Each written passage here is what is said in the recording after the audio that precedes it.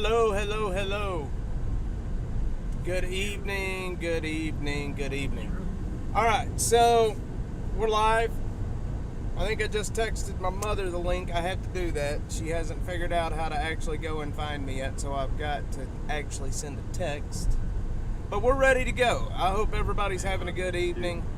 It is, what is today actually? Friday, August the 16th, 2024, and we're live in Austin, Texas.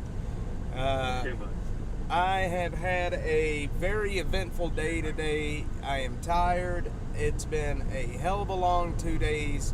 There's a lot going on in the background, and it's wild. The Lady Bird Lake story is absolutely heating up. Shit is hitting the fan with it, and I'm talking about on the TV show side. There's a lot going on, and we're working extremely hard. I'm surprised that I'm even out here tonight, as we are having a million meetings every day right now. So anyway, thanks everybody for being on. Let me look and see what's happening here in the city. So apparently there was a pretty big brush fire earlier up on Steger. It's out in ESD 2, which I believe is southeast Austin. There's a really bad car accident where I just came from, and thank God it wasn't me. Let's see here.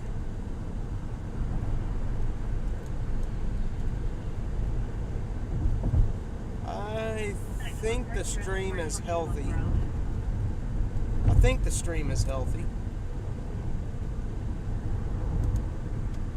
don't see any. Hang on, let me refresh that. You know, doing this and running a show while mobile, it's not the easiest thing in the world.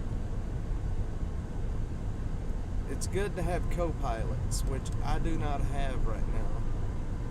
All right, so what are we going to do tonight? We are going to cover North Austin tonight. I think North Austin is the area that we need to stay in. I guess we'll probably just kind of have to see how things play out and what kind of calls are coming in between North and South Austin and such. But I think we're going to stay in North Austin. I do want to talk about for just a second.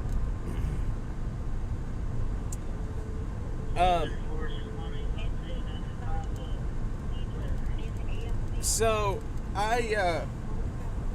for those that follow me over on Twitter,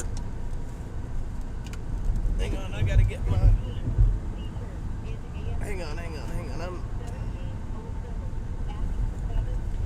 For those that follow me over on Twitter, you probably saw me talking today about this young man, this young boy that was found dead in Lady Bird Lake, right up by Longhorn Dam.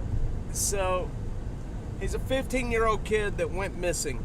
He was last seen in downtown Austin on April the 13th, earlier in the year. Wait.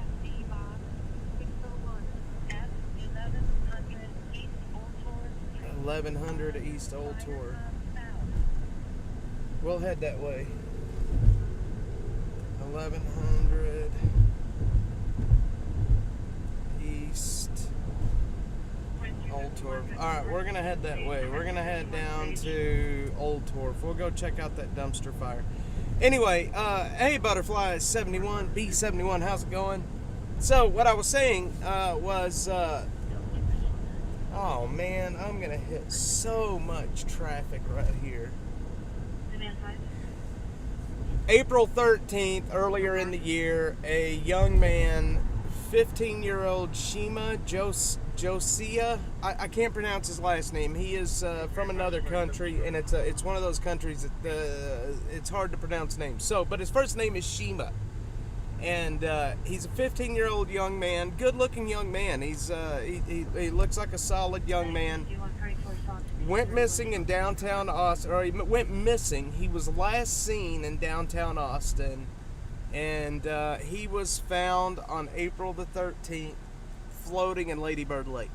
You guys may remember I covered that body, the body that was found in Lady Bird on April the 13th. If you'll also remember, the police, the city, they didn't release any information. Very generic stuff. We found a body, male. We have no other information. So I found out today that they just did a DNA match with little Shima, little 15-year-old Shima. It was him. That also tells me that he had been in the water long enough to where they could not make a visual identification. We all know exactly what water does to people when you've died in the water and decomposed in the water. The wildlife, it's horrific, okay? So, since they had to do a DNA identification, that means that he was in very bad shape and he had been in the water for some time. Now, if you're curious and you got a few minutes tonight, head on over to Google and do a search for his name and see if anybody is talking about it other than me. I'm the only one talking about it. The city of Austin has not released that information. The media is not, they're not trying. They're not even looking. And people say, well, it's because it's a minor. The boy was a minor. No, that's not true. They cover deaths of children. They do not release the name. They would say something like 15-year-old boy went missing, found dead in the water. A 15-year-old child, a 15-year-old kid being found dead in the water and had been there for some time after he went missing is a newsworthy story that the corporate media should be covering, and it is wild that nobody's talking about it but me. And then people on Twitter and the internet say, well, Jamie, how are they supposed to find this information if the city of Austin didn't release it? Well, Jesus, how did I find it? I found it the same way. They dig. You got to dig for information. Kathy, which is usually in the chat here, she is one of the best researchers I've ever found, and she's awesome. So, yeah, there's I put a post on the Lady Bird Lake group earlier, Butterfly, and I've talked to the family. I'm donating all of my ad revenue from the last 2 weeks to his funeral costs. It's not a whole lot. I took a big hit in ad revenue, but I'm donating every bit of it to his family. Covering these stories, especially, kids have my heart, and I do not want to make money. I do not want to make money on his story. I feel like that is, I don't feel like that's right. So I'm donating all of the ad revenue for the last 2 weeks, and for the next 2 weeks as well. Since I've ran that story, it's going to go to his family. So I feel like that's appropriate, and I feel like it's only right. So that's where we're at on that. I do have a lot. So this week, speaking of donations and such, I had a couple of people donate some water, and I have, like, you guys, I probably got 20 cases of water right now, which is very awesome.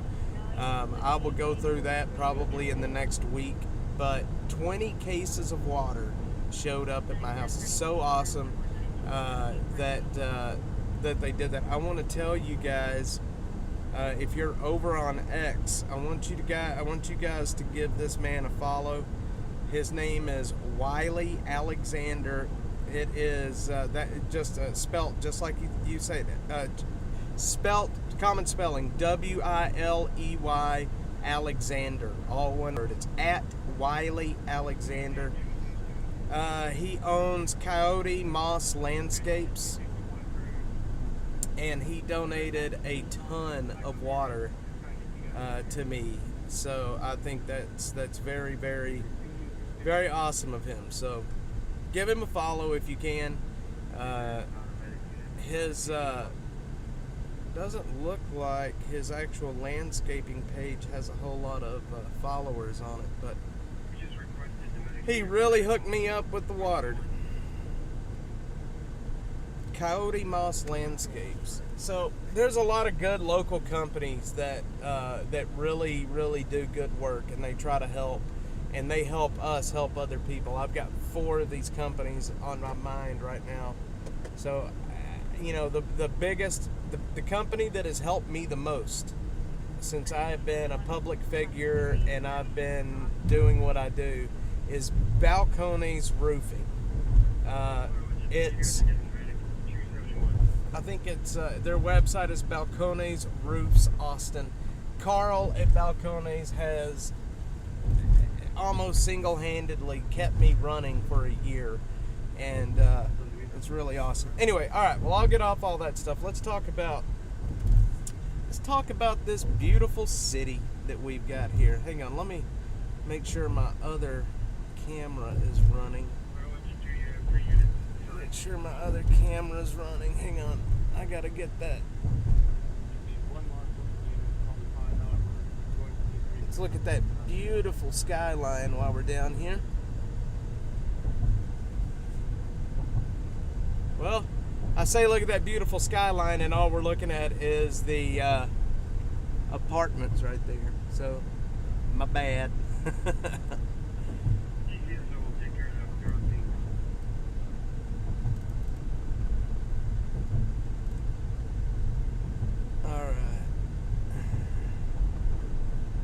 Sorry, I'm playing with my cameras. Hang on. I'm playing with the cameras. I got to stop doing that. Okay.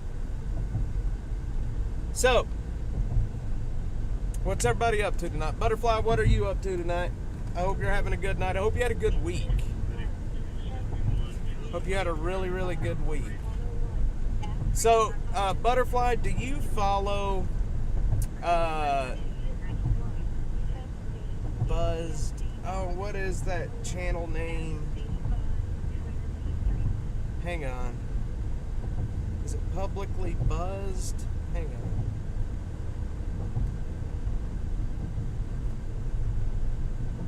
Hang on. Why can't I think?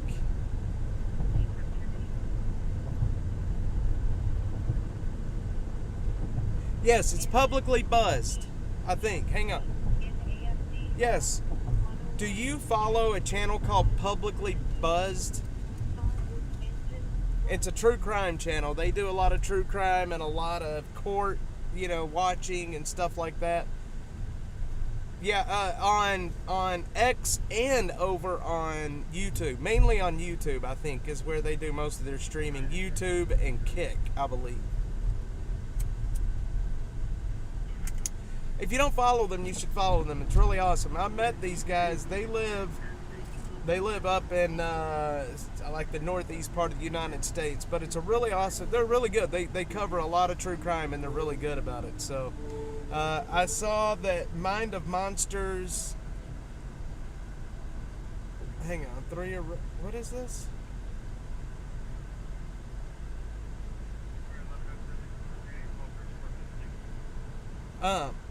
My son is so funny. Aaron, what's up, man? You miss ATX. Well, you know what? Here, let's look at downtown while we're missing ATX. Hang on. Hold on. Hang on. There we go. Let's see if we can look at Austin a little bit while you're here. I got to get out from under this bridge.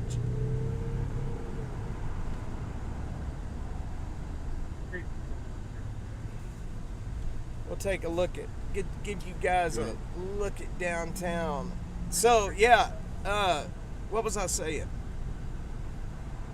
Yeah, hit the like button. Subscribe if you're not. If you're not subscribed, hit the subscribe button. It helps. It is the absolute cheapest way to support what we're doing.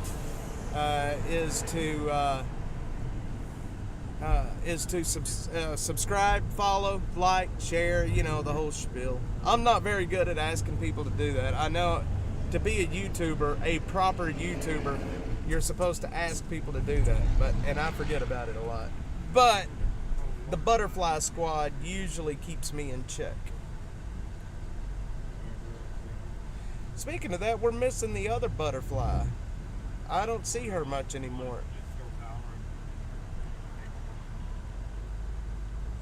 Alright, well, we're headed to a dumpster fire right now is where we're headed. If anybody is interested. We are... Come on, man. We are in downtown Austin right now. Right off of downtown, anyway. This is 11th Street and 35. Hang on, I'm going to bring my other camera up so you guys... Right in front of us there is what I call the PAB, the Police Administration Building. I'm multitasking too, if you can't tell. I'm losing my train of thought every 5 seconds. That is the PAB, the Police Administration Building, where the legal functions of the city of Austin take place.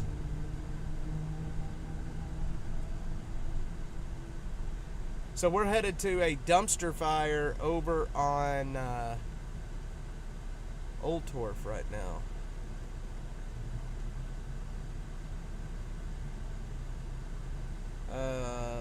Yes, at Alta Vista. Okay. Yeah, I got so much going on right now. It's probably I shouldn't be driving. So, for anybody listening that had kids go back to school this week, my kid went back to school this week. My 4-year-old hasn't started yet, but he will next year. I hope your kids had a good first week back at school. I know my little boy, he's first year in middle school, and so he was really, really nervous, and he told me today when I picked him up that today was the first day he was really kind of settling in. Mentioned, Mind of Monsters was so that's what I was trying to say. I'm glad you reminded me. She replied to, so I'm going to be hooking up with them here real soon, and we're going to do some stuff together. Like I said, we had an interview set up before where I was going to be on with them, and then we had that internet outage here in Austin that kind of screwed that up. But I'm going to be on with them here pretty soon, and I think it's going to be really awesome. Yours are fully grown. Well, I'll tell you what. It seems like yesterday that that Joe was starting kindergarten. You blink and it's over, man. There's Joe right there. What's up, bro? I got to get out from under this bridge. There. Alright. I hope that didn't hurt too bad, y'all. We got buildings all the way around us right now. Yep, she is a very cool person, and I felt bad for canceling on them, but my studio was down. I didn't have anything. Yep, perfect timing. We were just talking about you, or I was just talking about you. I'm gonna bring Joe out for my day stream tomorrow. He's gonna come out with me, and we're gonna do some streaming together.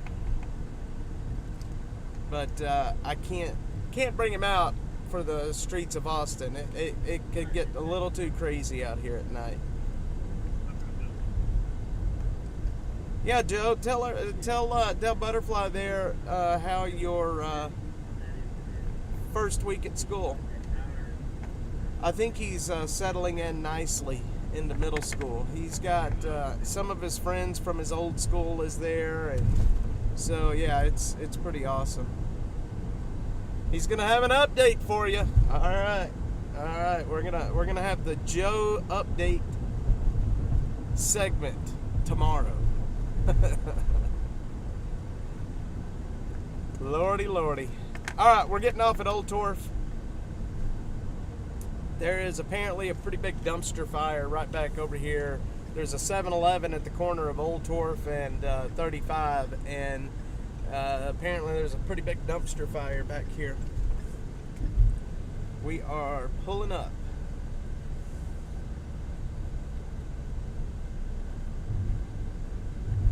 Let's see, AUS.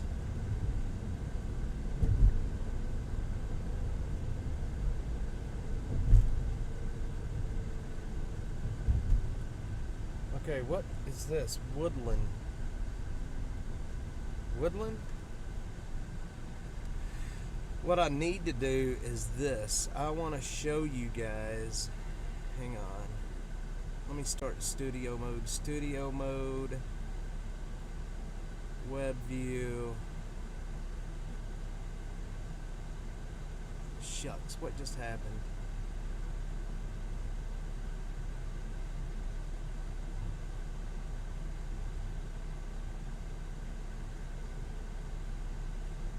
So I'm going to show you guys what I use most of the time to find these incidents. And this is what I use most of the time when I'm looking for these incidents. I can see I have kind of a database that you can see there. And that's what I use. Other than listening to the fire radios, I use this here where I can see exactly what's happening around the city at any given time. So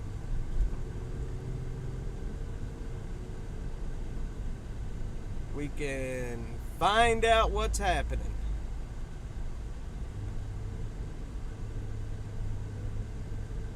Did that show up? Were y'all able to see that database? I think so. I think it went out to the program.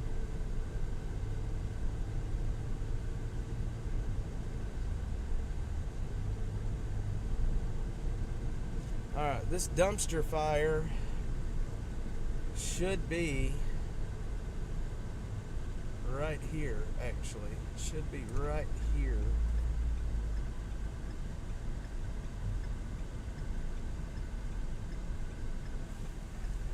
Should be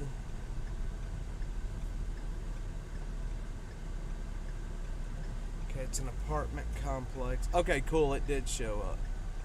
Yeah, that's what I use when I'm looking for what's happening here. All right, so there's an apartment complex right there. And we're gonna go back there and see what's up. Oh, sunglasses. I need shades, guys. Alright, let's see. That's a church.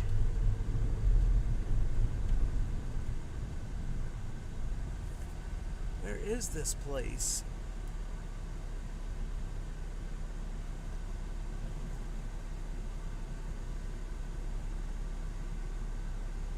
Come on.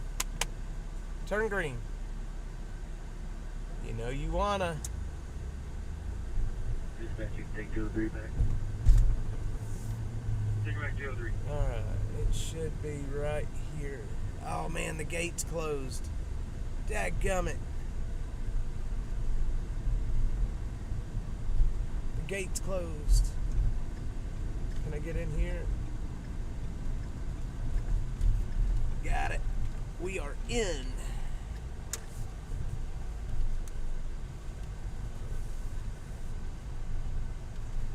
We are in. We gotta go, I think, to the back of the lot.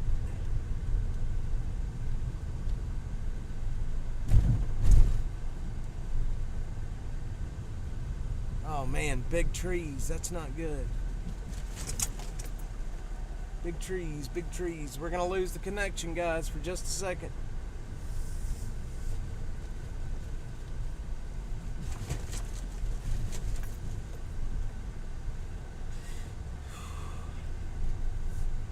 We should be back.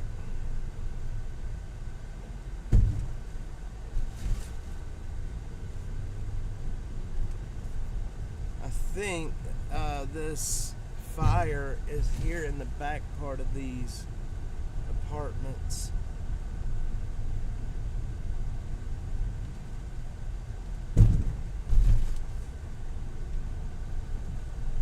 Interesting. I don't see them. Yeah, I'm trespassing. I actually am trespassing. Alright,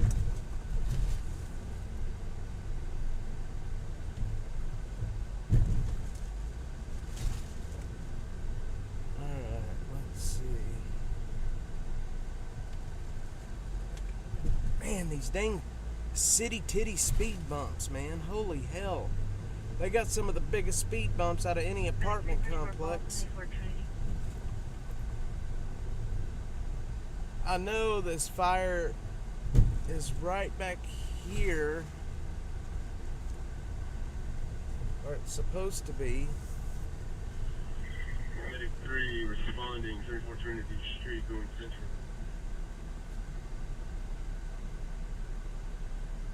Oh, well, they're not even here anymore. Then what the hell am I doing? Alright, I'm back.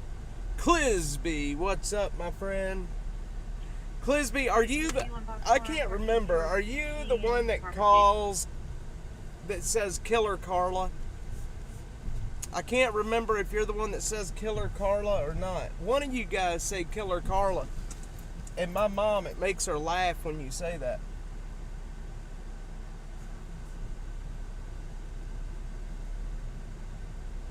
I can't remember if it was you or somebody else. One of you guys say Killer Carla. You're on the phone.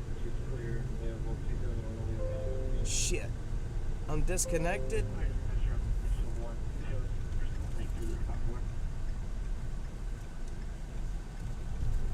Are we back, y'all? Oh, that's right. Yeah, Taco Bueno. Oh, man, Taco Bueno sounds so good right now. Jesus Christ. You had to say Taco Bueno again. Oh, it sounds so good. It could have been Chris. Yeah, it could have been Chris. He may pop in here tonight. You guys see that guy on the back of this bus right here? That's David Comey. He is the attorney that rocks here in Austin. And there is no telling how much money he paid for that sign on the back of this bus. On FTech 203, reported kitchen fire, person possibly burned. We are placing additional ambulance and option start flight. Check response engine 1201. Oh, y'all, there is a structure fire. Hang on, we're gonna go to this. Hang on.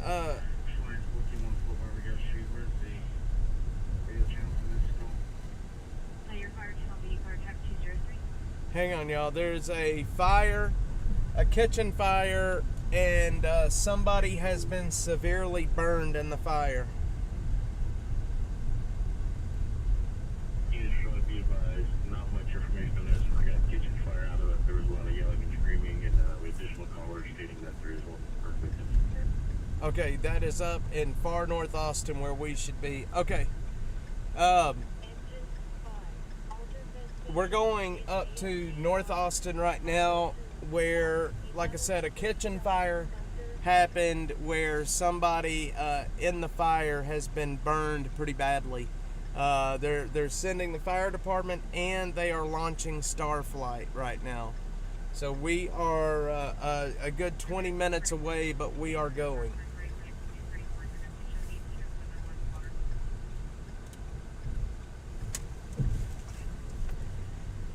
Alright, where's my wee-woos? Moving central.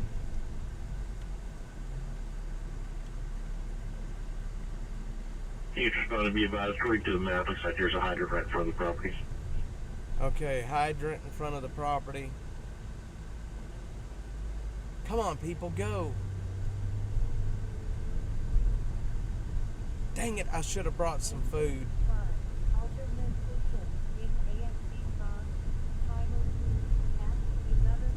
Yeah, grease fires, they do not like water. You are 100% correct on that. Guys, I was a firefighter in a previous life. My son can tell you all about it. Maybe about 15-20 more minutes. We still have our patient on our stretcher. I was a fireman.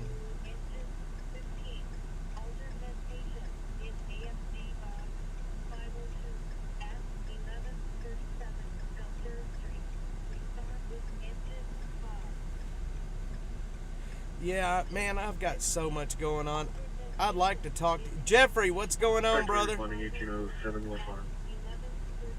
Wee woo, wee woo. Yep. Can you move up a little? Engine 15 is going to take that call. 55, you can put them back in house. Thanks. You could move up just a tad, lady. You're like 2 car lengths behind them.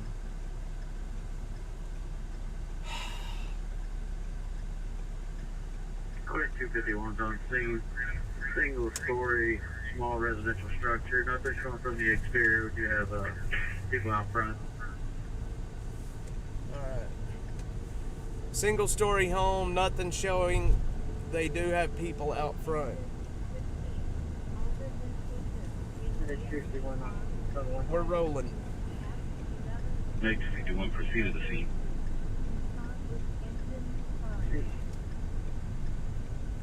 Quick 251's out. Single story structure, not the challenge.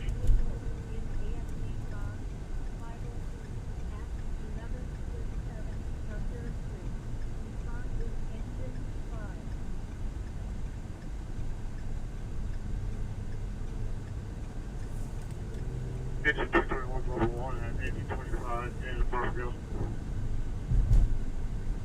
Engine 211, same grounded. Yep, I was a volunteer. Man, we're going to be clearing the scene.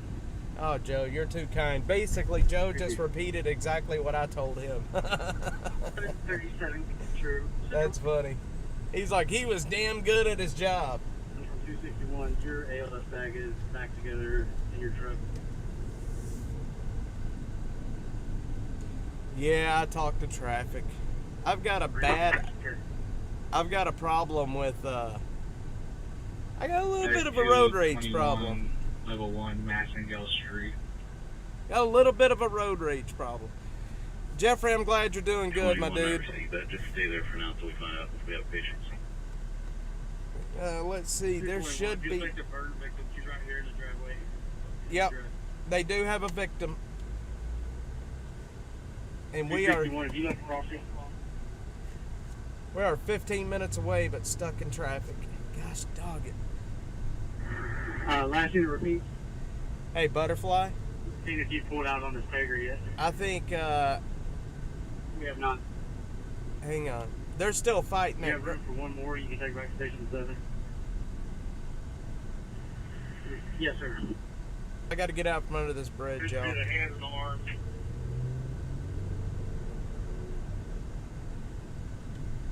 We should be good here. You know, pass her off to 251. You can back up 201, see what we got. God dang it! Why is it disconnect? Okay, we're back.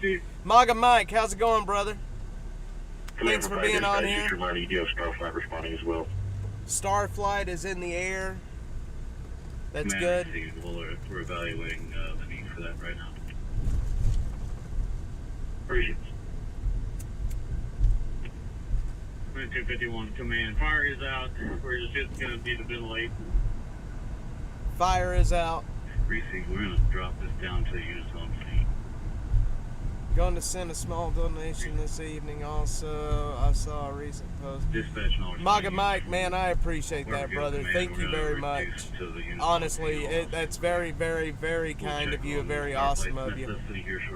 That it's the only, you know, with the way we've been platformed and debanked, there's just no other way. All right, so I think.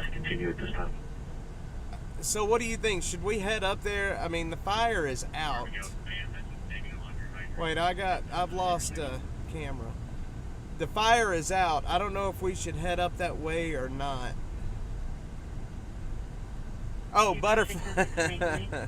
Butterfly. I was going to say, the people that say that they don't cuss at traffic and have a bit of road rage, I think if there was a camera in the car with them when they're alone, I think we all have a little bit of the road rage.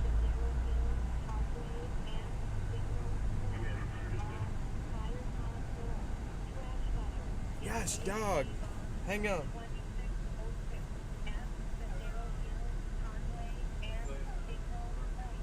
Now there's a trash fire.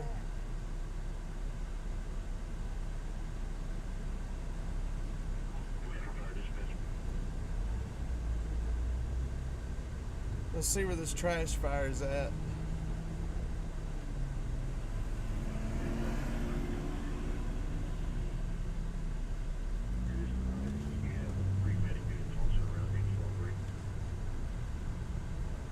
That may be a homeless camp. I bet that's a homeless camp. 17 minutes. Yeah, there's really no point in trying that. Yep.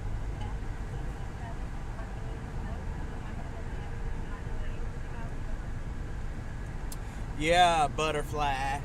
Butterfly is my best friend on here. I'm telling you right now. Not only is she my super mod for the channel, but she is a good person. We hang out over on X, and she is a subscriber over there at $4 a month. Thank you very much. I have 24 subscribers over on X, and I still haven't really figured out how to use that, because the way they do, so they pay, X pays ad revenue every 2 weeks, right?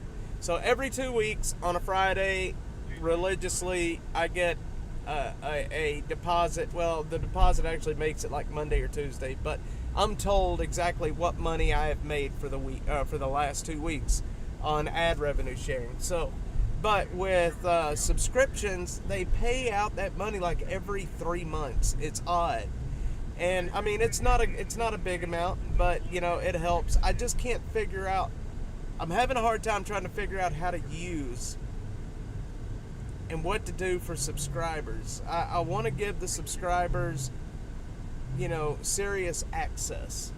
I just don't know how to do it yet. I'm working on it though. I'm working on it. We're gonna. I said earlier we're gonna stay in. I'm just bumping my gums, and I'm not even connected. I think we're back here, guys. I think we're back. Engine 211 from command. You can clear. We're gonna head up to. We're gonna keep heading up to that call just in case the helicopter does land.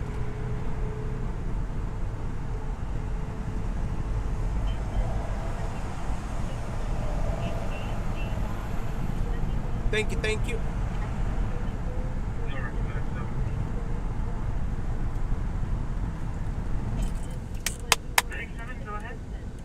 Yeah, I was just sitting there bumping my gums, and I didn't even realize that I was offline. Can we add AFD to this, just in case they're not able to gain access?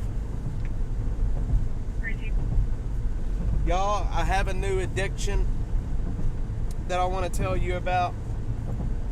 It's not an unhealthy addiction, but I am stuck on Lifesavers.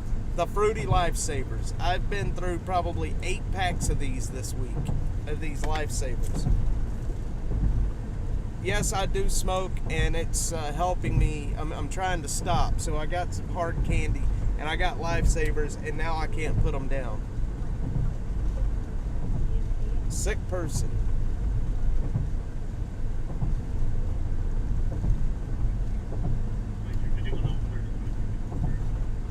Alright, so we're going to continue up to the structure fire.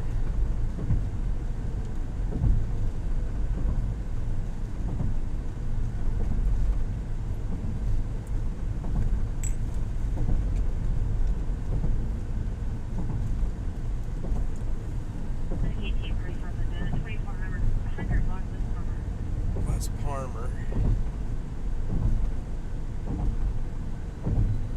Man, I'm telling you, it's a ton of sugar. Go ahead. But the problem is... Yes, sir. I did find a hydrant in what's called the shrubbery here on the ditch. If you do need a hydrant, there's one over here. It's like the sugar-free stuff. Received it. That's off of... So, I am trying my best to quit smoking right now. It killed my dad. That's the main thing that took my dad out was cigarettes, and I refuse to put my kids through that. I do not want to put my kids.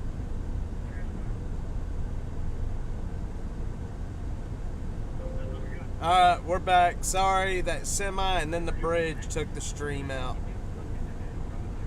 The semi and then the bridge did it.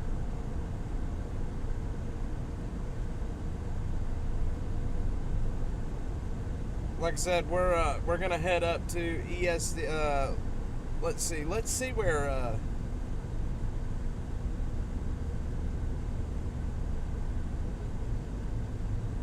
They have a really big brush fire working as well. Let's see if I can figure out where that's at.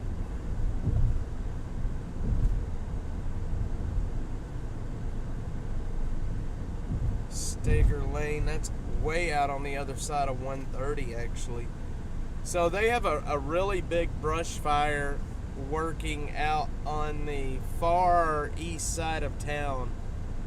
I don't know if you guys want to go out there and see it. It's out in Manor. I mean, we can do that. I don't mind doing that. I will leave it up to you guys. But as of right now, we are just a few minutes out from the structure fire with injuries.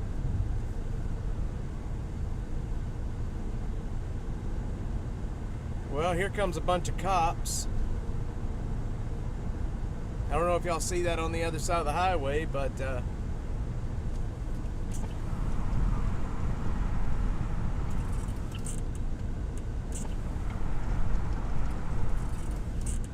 man, it makes me want to turn around.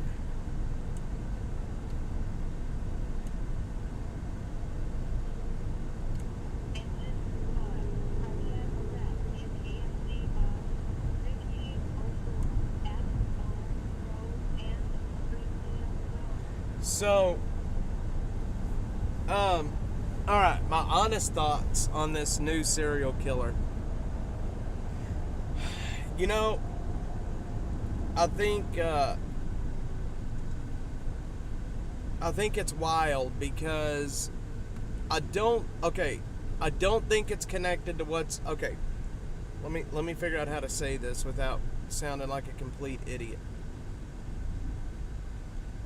Okay, the Lady Bird Lake deaths. Let's start there real quick. There is a lot of deaths out of Lady Bird Lake. Not every one of those deaths is related, I don't think, to a serial killer. There's absolutely some of the deaths that are sincerely accidents. Now,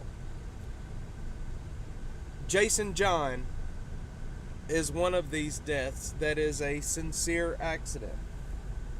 We have a witness that watched Jason John throw up on the trail and then fall into the water. He was not killed. 100% confirmed, that's a fact. Jason John wasn't killed. So, is it related to the next the deaths that they have just found? It could be, but the MO is completely different. So you don't look, if there's a serial killer killing people in Lady Bird Lake, he has a very specific MO that he has been following for a very long time, right? So I just do not see a person that has the MO or the modus operandi of the guy, of a killer that's killing and drowning men and drugging them at Lady Bird Lake, actually changing his MO. And yeah, they do. They have the 911 call.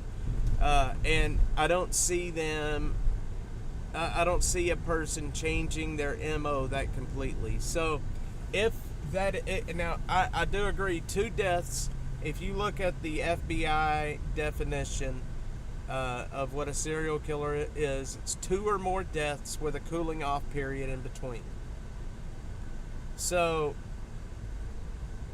and if you look at those 2 people went missing, they've been, I mean, there was a good bit of time in between. So I do agree that very well could be a serial killer doing that. And now what we'll have to figure out is if those 2 victims were connected in any way.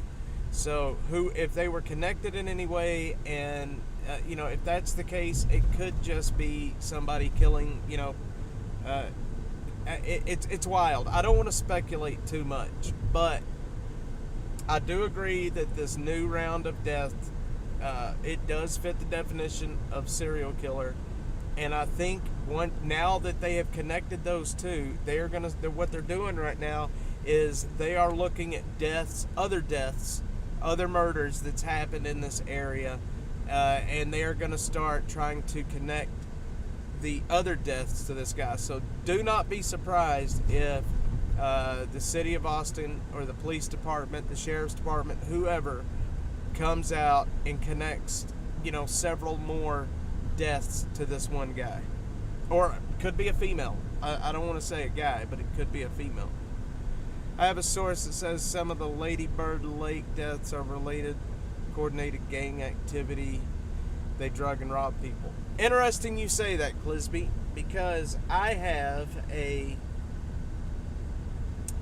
person that says the same thing. I have found a mother and daughter team that lived in Houston, and they worked a circuit between Houston, San Antonio, and Austin. Let me do this. Hang on.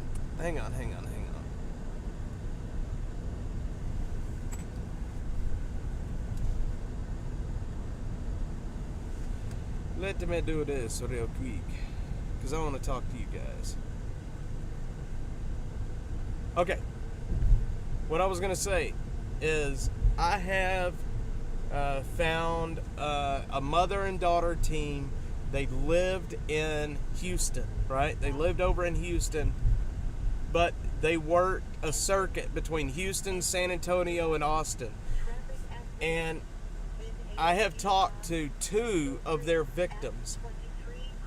The two victims that I have talked to was in downtown Austin. They were hanging out on 6th Street. They went into a bar, and they were having drinks, and then they were drugged. They ended up back at their house. The victims were back at their house. These females, like I said, it was a mother and daughter. The females made it back to their house with them. They took their phones with the biometric data. They were able to unlock the phones. They were able to empty out their accounts. These women even went so far as they tried to get into Robinhood and sell these men, to sell their stock. But it was a Saturday, it was after hours, and they couldn't do that. So, I think you're right. I really do think that it could very well be drugging. So, here's the thing. I have a source named Guadalupe. Guadalupe is a guy that I can't say his last name, but he lives here in Austin. He was hanging out on Rainey Street, okay? He was drugged in a bar. He went into a bar, had one drink. He took that one drink and doesn't remember anything else. After about 15 minutes after drinking that drink, he remembers nothing else that happened, right? He went to the ER. CPR in progress.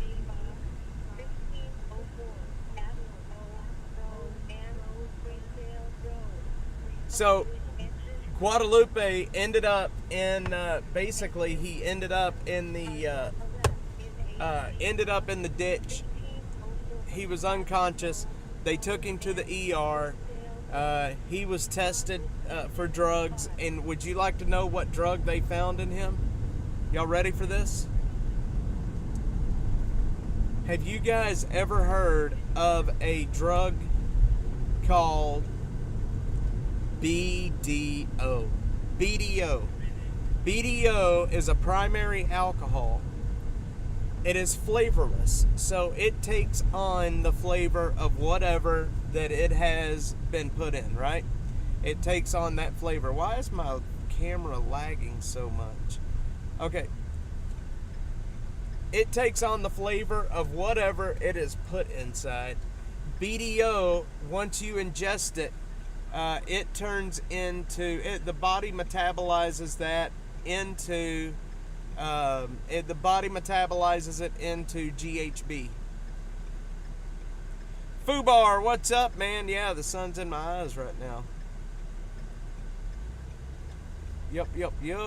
Food Bar, Clisby, Butterfly, Air Crash. I know my mom's in here watching, or she should be. The DA doesn't prosecute, so it invites criminals to come here. You're right, it does. It does. Oh, check it out. What I was going to say about those females. The females that was drugging, they were actually caught, right? And would you like to know what they were drugging these men with? What they were drugging the men with to knock them out? You're not going to believe it. What drug do you think these two women were drugging men with?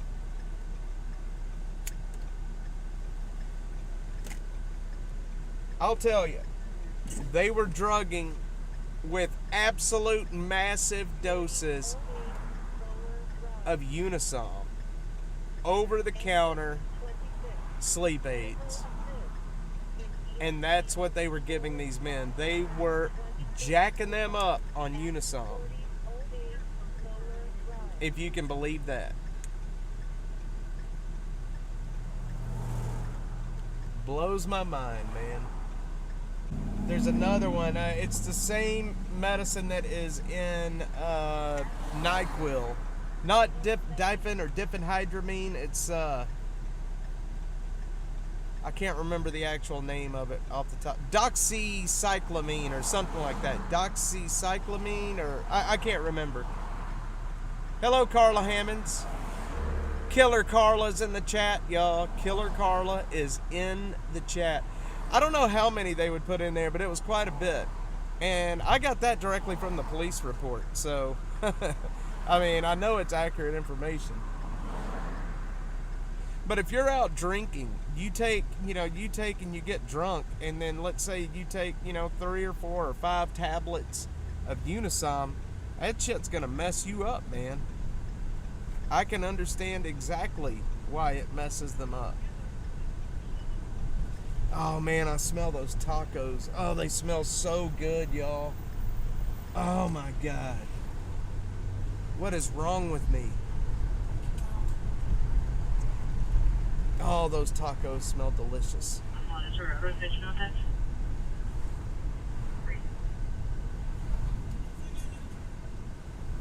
Man, oh man, those tacos smell good. Respiratory. Killer Carla's in the chat. Y'all don't make her mad or she's going to come after you. So, I'm going to be doing some more filming. So, check this out. Over on the Drinking Bros podcast, I'm going to end up being a bit of a reoccurring character over there. Not a character, but, kind of a reoccurring spot. We're doing the video that's coming out on the 20th about Lady Bird Lake. And then I'm going to be working on another video with them on homelessness and other stuff. So I'm having a lot of fun with those guys right now over at the Drinking Bros podcast. I'm having a lot of fun with those guys. BF71. Killer Carla in the house, Clisby says. That is my mom's new nickname, is Killer Carla.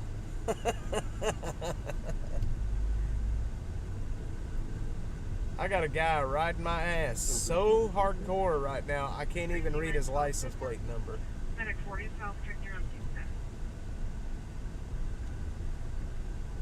Clisby says Killer Carla is in the house. Yeah, so anyway, yeah, I'm having a lot of fun with the Drinking Bros guys. Gary Faust has a show over there. And man, Gary and I have been friends for a long time here in Austin. We've covered Lady Bird Lake and homelessness. We were in the New York Post together. I mean, we had a really good time. And so I'm glad that we're continuing our relationship. And it's not bad being on the Drinking Bros, man. It's really not bad to be on that channel. That is actually pretty damned awesome. Yeah. My mom is starting to really like you guys in this community, man, and I appreciate that. My mom is up pretty much by herself, and she gets bored, so she has a good time in here chatting and watching, and that makes me happy. Yes, Joe, I did get that screenshot. Let me look at it real quick, actually. You said, let's see what you said. 3 arrested in Polk County for operating cannabis mobile marijuana dispensary. Grady Judd, Sheriff Grady Judd, is one of the most awesome sheriffs in America. If you guys have never watched a Grady Judd press conference, you should, after the show's over tonight, go to YouTube and search for Grady Judd and watch his press conferences. He is the sheriff where his deputy shot a man like 96 times, and he held a press conference. He held a press conference, and the reporters are like, "Why did you shoot him so much?" Or, "Why did you shoot him 96 times?" And he was like, "Because we ran out of bullets."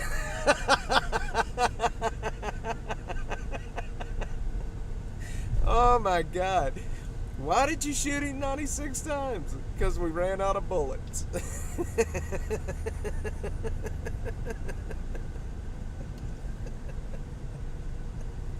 I'm sorry. That guy, he kills me, man. Oh, we could only be so lucky to get a Grady Judd here.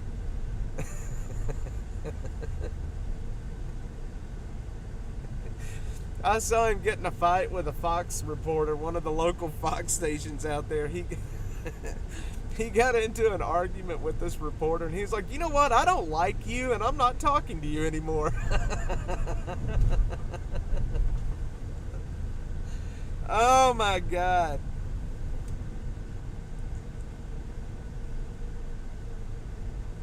Yeah, Joe, I think it was the guy that shot those 2 deputies, as a matter of fact. Oh man, his press conferences are amazing. He does not hold back. There was a press conference. I sent it to my wife so she could see it, where he was talking about, he told everybody, he was like, "Look, if you're a citizen," hang on, let me get out from one of these bridges because I want to tell you this. It's so funny.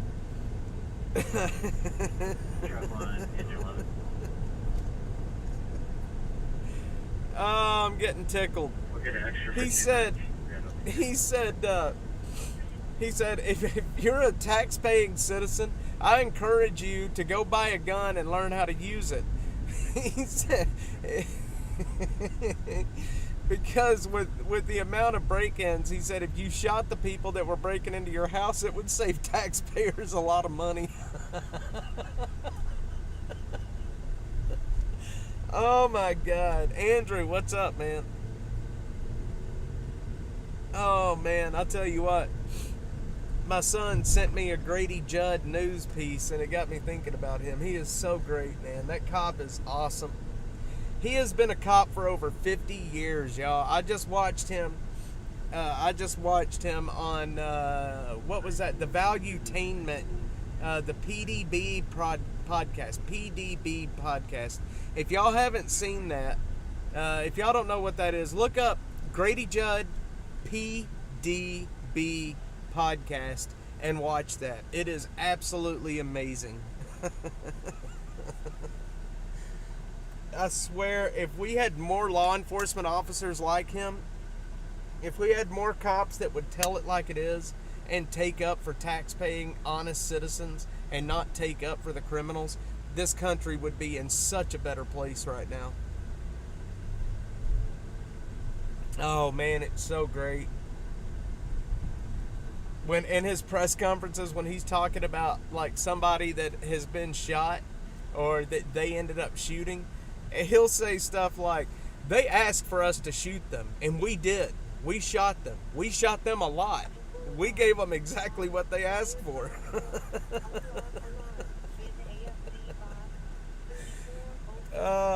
We shot them. We shot them a lot.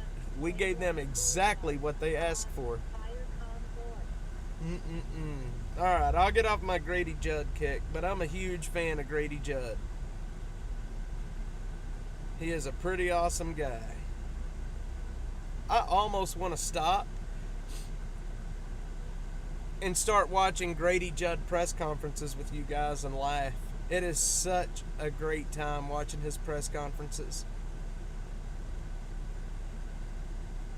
You know what? I'll tell you what, one night, here's pretty soon what we're going to do. Instead of doing a driving around show like this, I'm going to sit in the studio. We're going to sit and we're going to watch body cams, and we're going to watch some stuff. We're going to watch some funny stuff, and we're going to laugh, and we're going to have a good time about it. Shit, I may do that tomorrow night. We may just cancel this Austin. We may do Austin After Dark from the studio tomorrow night. We'll watch some really awesome body cams, and we'll watch some Grady Judd, and we'll just have a good time. Awesome, Butterfly. Hey, check it out, y'all. DPS has somebody pulled over there. Don't tell Chris Harris. Chris Harris sees that, he's going to shit a brick. You can come in, Joe. You tell Chris Harris that DPS has somebody pulled over in the city limits, he's going to start yelling racism. Oh man, there's so many good Grady Judd press conference videos. There is literally, that man, there is not a lack of content with that guy, and I am not kidding you. Butterfly knows all about it, man. The guy is a gold mine when it comes to media. That's tomorrow during the day, Joe. I'm talking about Austin After Dark tomorrow night. We may do a stream and just watch videos and body cams and go over a bunch of stuff. Also, I do want to tell you guys, this coming week, I was going to do it tomorrow, but I'm not. We're going to have, I've been talking about this for a while, we're going to have a live stream this coming week. We're going to have a live stream where we're going to sit down and go over all of the Lady Bird Lake deaths from 2008 until the present. We're going to go over every one of them. I'm going to show you guys the evidence. I'm going to show you guys the autopsy reports. I'm going to show you guys everything. And I'm going to bring you up to speed on what's happening around Lady Bird Lake. So that's coming. I was going to do it tomorrow, but I think I'll wait. I think I will do it like Monday evening. And I just, you know, there's so many questions floating around. There's so much information and a lot of misinformation. So I just want to show you guys, you know, what's happening, what deaths we're looking at, what deaths I think are connected, and what deaths I think are just accidental, because there is quite a few that are accidental. Lady Bird Lake, ZF says. That is exactly what it's turning into. 15-year-old kid found floating in that lake. He had been in the water for so long that they could not do a visual identification. They had to do it by DNA, and that still took 4 months to get that identification. Now you tell me. Oh, Brianna's not a fan of me at Zero. You know that. You know what? I don't know what happened between me and the people over at KXAN. I had a really good relationship. With them. And then all of a sudden, Grace Reader, for example. Grace Reader and I were, we were really good friends. Grace would actually, she would help me. She would send me tips. If I had questions about like journalistic ethics or something, I could message her. We would talk. She's done several stories with me. And then all of a sudden she unfollowed me, and the last time I spoke with her, we were actually fighting. So we were fighting over that dig. I took a dig at Brianna Hollis is what it was. Let's see, should invite Brianna. Where was he? Up in the southwest corner of the lake by Longhorn Dam. It's where they used to end up years ago. Yeah, so Zero, he was found up by Longhorn Dam. Yes, that's exactly it. He was found April the 13th. If you guys remember, I covered that back on April 13th, where a body was found. The police department, they did not give hardly any information out about it. Very generic stuff. And then you didn't hear anything else about it. You heard nothing else about it. And until I broke the news that it was that 15-year-old today. And I did break that news today. So I don't care what the media, I've been shaming them all afternoon about it. So if the local media does run a story on it in between tonight and whenever, they did it because I shamed them. I'm telling you right now, that's the only reason they'll run a story about it now. And I will stand by that. Let's see.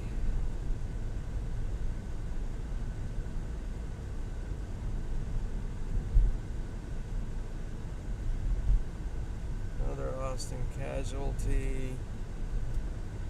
We're working our way down Lamar in case you guys really don't know where we're at. Less, it wouldn't hurt less of this.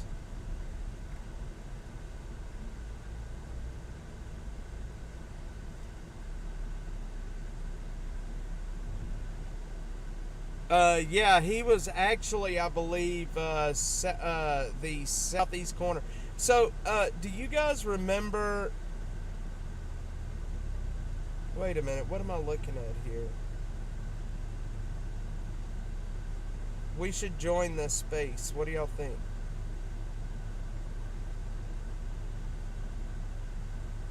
You can't be traveling. And I tell them, no, you don't have money for yourself. Don't be sending money to me. There's people that... That's good, making them do their job. Yeah, but I don't think that they're really going to run a story on it, though. Guys, there's people next to me waving, and I don't know what to do. I don't know if you guys are watching me right now. Firefighter, there's no audible alarms in building 1 All right. 2. I'll wave back at you.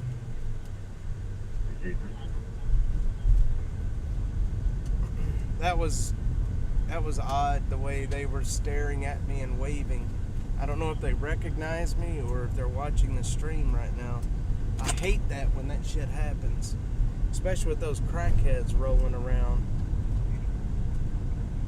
So I was out in the Northwest Hills area this last week, covering a homeless camp over there, and because Dave has had surgery and he's still mending, I was over there alone, and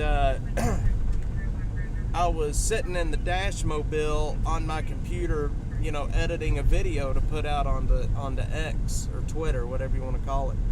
And one of my followers showed up over there, came out to say hi, and I have no problem with that at all. I think it's great that people want to come and say hi and meet me. That's really awesome. But it did make me realize that I'm easy to find. Like, I'm not hard to find if people want to find me. And with these people that's threatening to kill me, it really scares me a little bit that I'm that easy to find. All right, buddy, you have yeah. All right, should have put them on camera. I should have. You know what? I will next time. All right. Let's see what we got going on, y'all. We're heading into Austin proper again right now, just to the outside of downtown. Let's see, we got a mid-rise, fire alarm, brush alarm.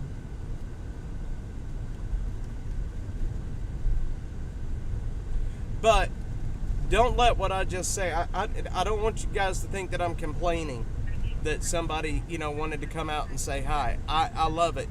Please, if you see me, come out and say hi.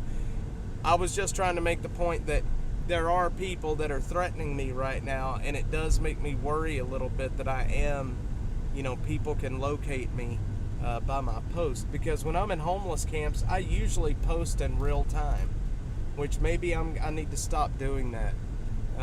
Because I take so many videos that I try to post them in real time so I don't forget where I'm at and what videos I'm uploading. But if you guys see me, please absolutely come say hi. Alright. Let me see. My camera's not looking good right there.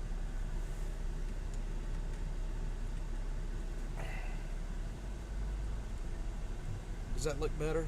Yeah, I think it's straight. That border that I have on the stream, tonight will be the last time you see it because I have my custom made one in my email and I will have it on for the stream tomorrow. I know the colors that I'm using there really doesn't match my logo or my channel's colors. I just wanted to see what the stream would look like with a border. I do wear a body cam, Zia. When I'm in the homeless camps, I absolutely, well, it's not a body cam, it's a GoPro. It's a GoPro 12. But I absolutely wear a camera that is constantly recording.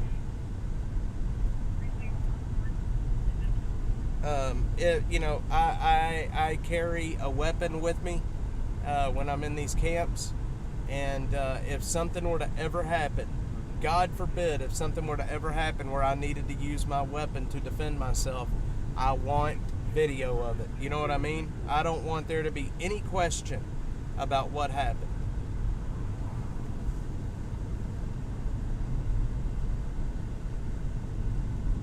And really, there's only been one time, since I've been doing this, there's really only been one time where I thought that I was going to have to use my weapon, and that was with the dogs. I thought that I was going to have to shoot a dog, and this wasn't too long ago, because I ended up pepper spraying the dog, and the dog didn't give a shit. He didn't care that I'd pepper sprayed him at all. He just kept coming, and he finally, kind of chilled out, but I really thought I was going to have to shoot him. It was a pit bull. He was massive, and he was pissed.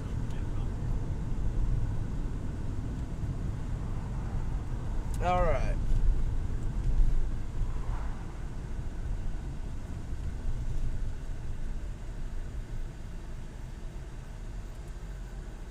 Let's take a look at downtown.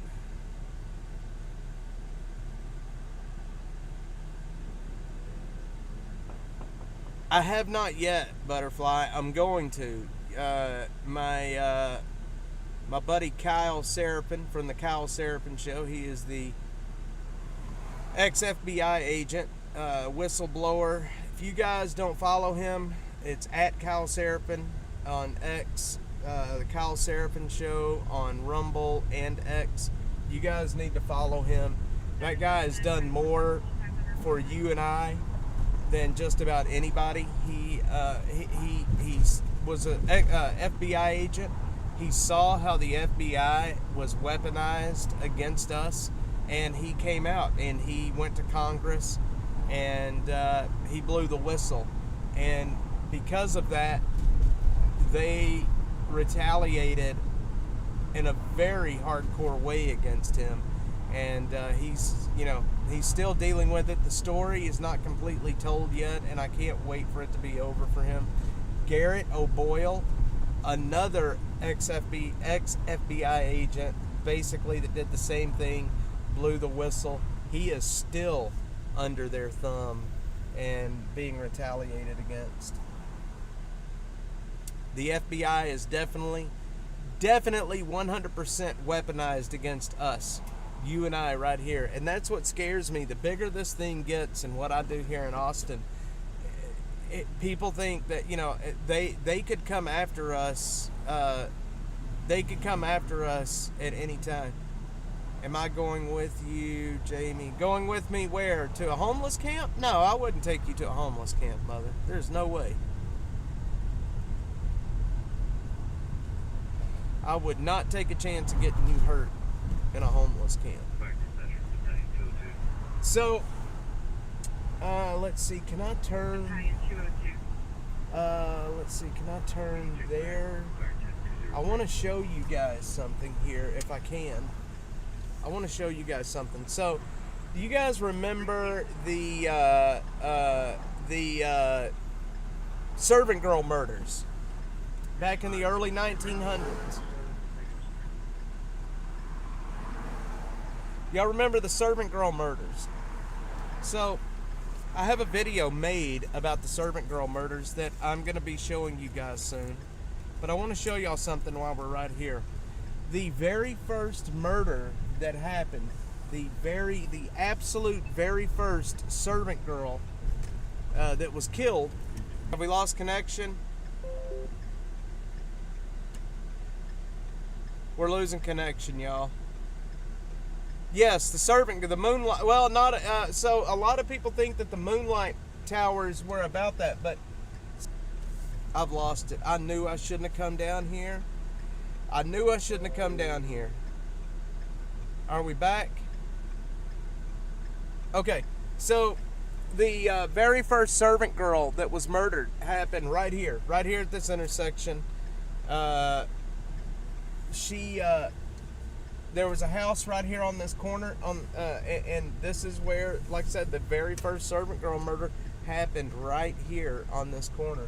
It's right here where the Whole Foods is at. I have a video where I go to each location where each murder happened.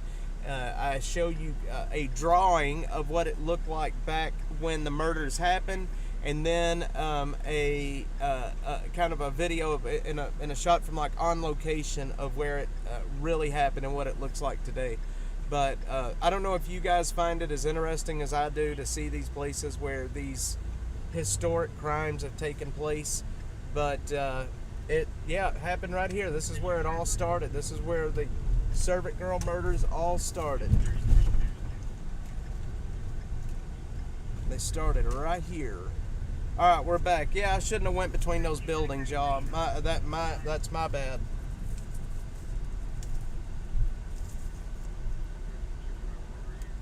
Dang it. What's your location? It's been so hot today. My lifesavers are stuck together. Are we back, y'all? We'll take that call at Register, but go ahead back. So, somebody mentioned.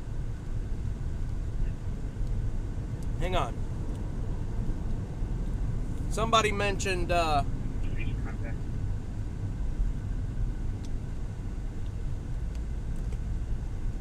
So somebody mentioned the moon towers. Yeah, I had them in the car today. I did. Hang on, I'm chomping a lifesaver. Somebody mentioned the moon towers. Now here's the thing. A lot of people think that the moon towers were installed as a direct result of those murders, but they were not. The moon towers were proposed, voted on, and paid for before the very first servant girl murder happened. So they were going to be installed anyway. Now the theory is, and the records are kind of sparse from back then, but the theory is that they were installed at a faster pace because of the murder. Definitely going to go in either way. Still disconnected. Hello?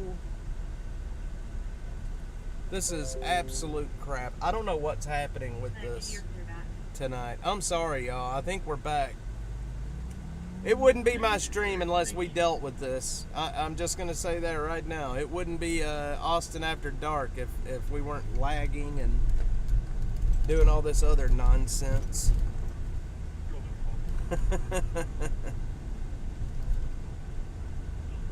Well, I mean, and I don't get it because there is absolutely nothing above me, you know? There's nothing above me. So I don't know what's causing that disconnect a second ago. All right.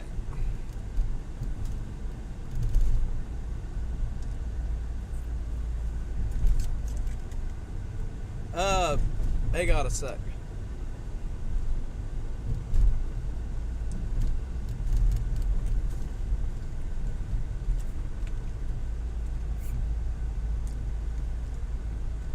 Could be. Butterfly, let me tell you about patience.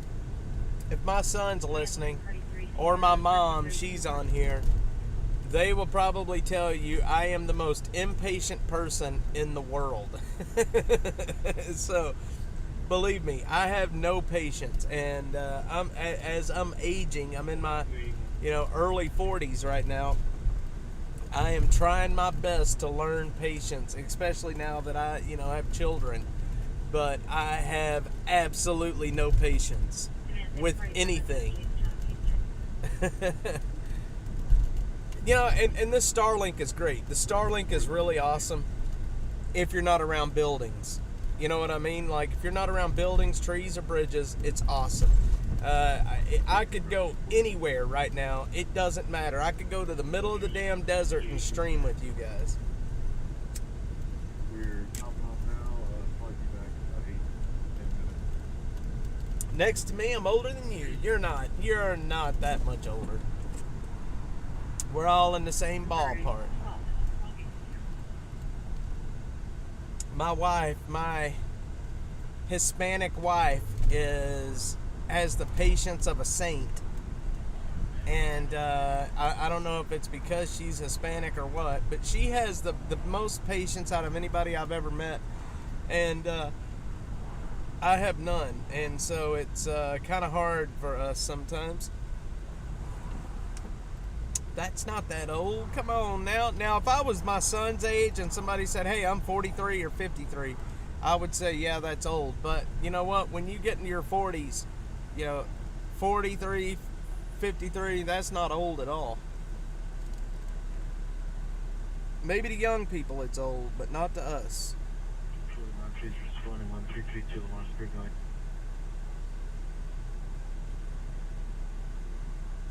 Not to us, it's not.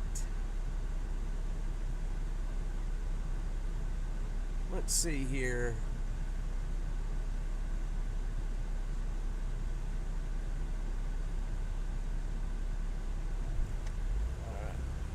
Your husband's only paid. I am trying, like I said, man, I'm trying my best to learn patience. It's a good thing to have them, and I don't. Especially, one thing that is teaching me patience is my 4-year-old. He is, that kid, I tell you what. If you're going to have children, especially children that are wild, you better have patience. Alright, we gotta find something to do. My mom says I am. My mom thinks she's old, but she's not. Okay, we got 714 Turtle Creek. Let's see what that is. 714 Turtle Creek. I'm trying to get my mom back into the dating world, but she's fighting me.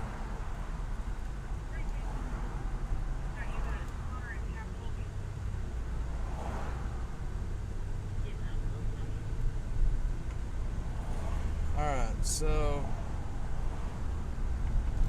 that is right off of South First. We're going to head down to this trash fire right now.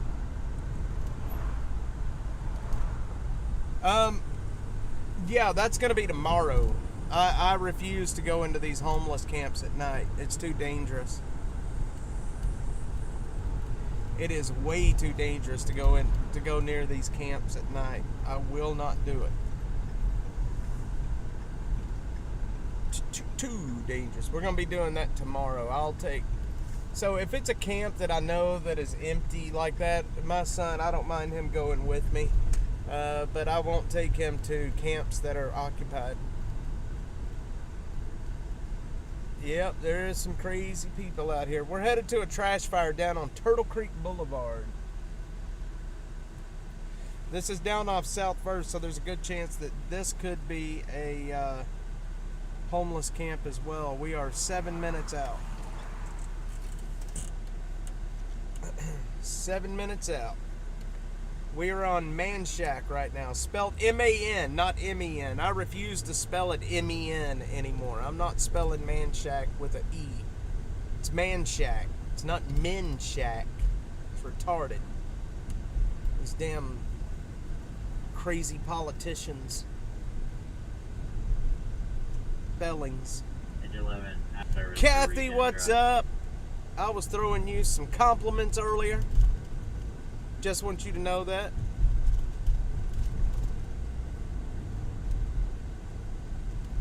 Kathy is my research extraordinaire.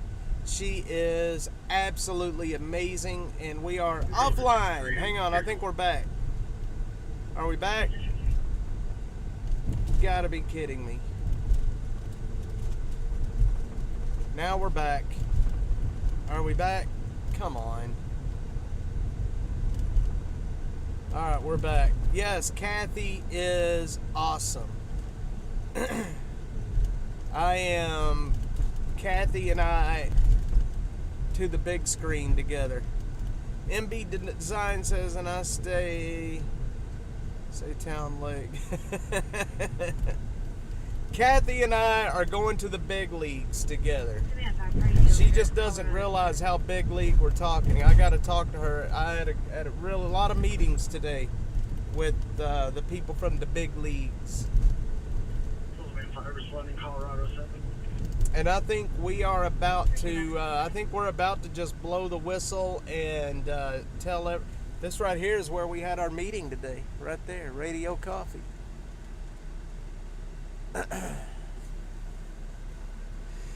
All right.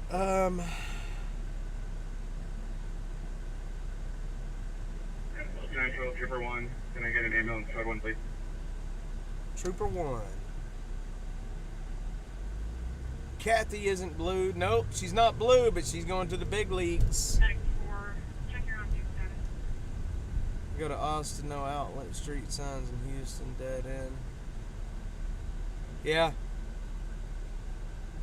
Kathy isn't blue, back. MB Designs, how's it going? And I still say Town Lake. Yes, MB Designs, it is Town Lake.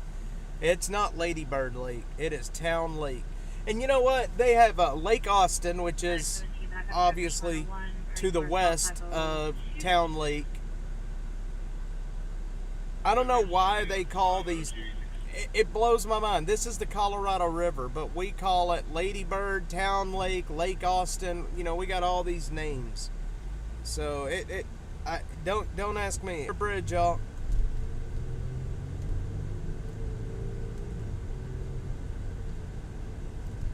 Bridge, bridge, bridge, all day long.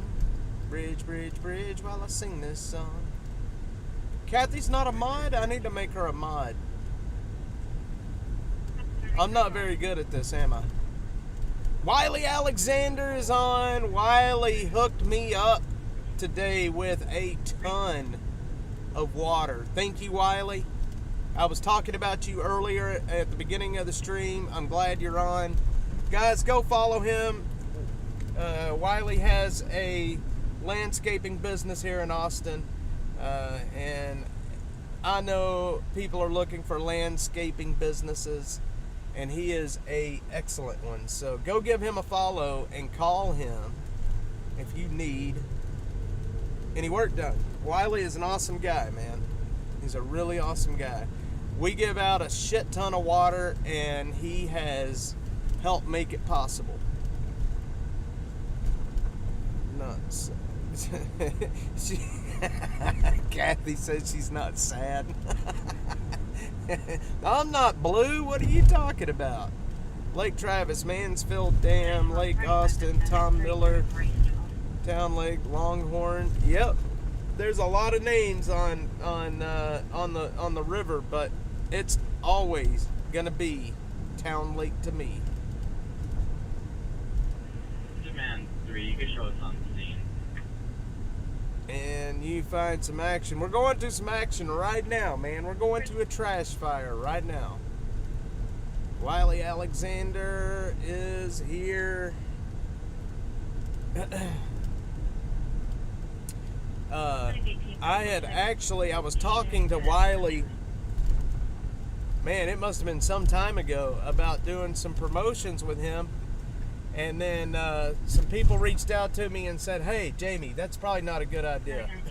Like, doing ads. But then I ended up, man, because I get a million text messages, losing his phone number, and I couldn't reach back out to him. And then he reaches out to me. So, Wiley, if you do want to do some, if you want me to do some promotion for you, send me a message. I got the hookup for you. mention a water sponsor this past week. Yes, Wiley Alexander hooked me up with a lot of water today. Larry Cook. We are about to pull up at a fire right now, Larry Cook. We're about to pull up at a fire right now.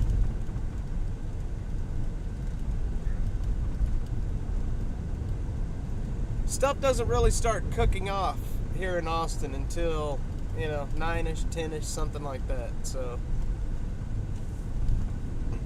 and it would help. We would already have some action. If I still had the police radios, we would be, boom, we would be there right now.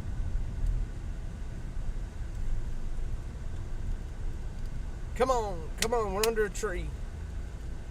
Let's see, Emerald Forest, we need the next road.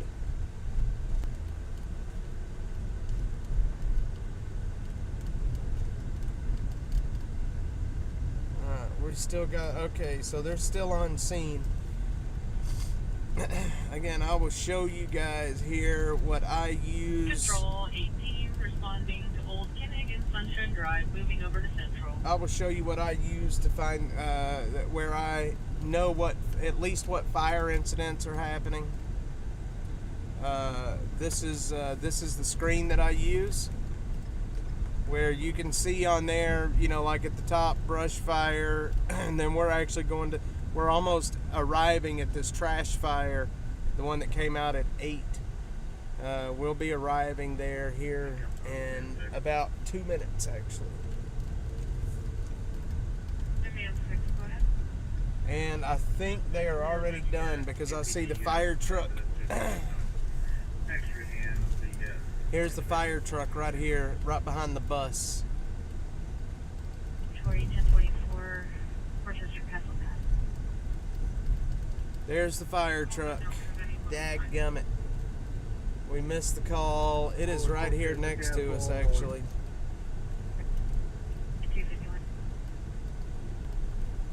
Yeah, they're gone already. Dadgummit, man. It's still pretty well contained and not really getting bigger. Then grab a few hand tools and come meet us down there at the head of the fire.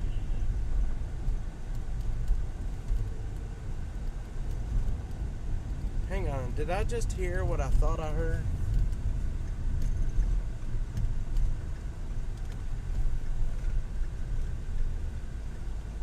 Turtle Creek.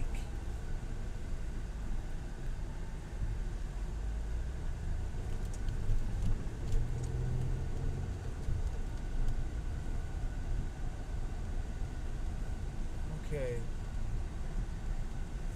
Sorry, y'all.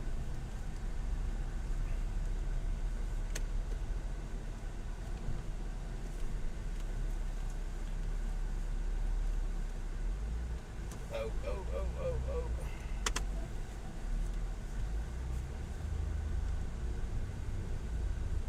This is the address right here.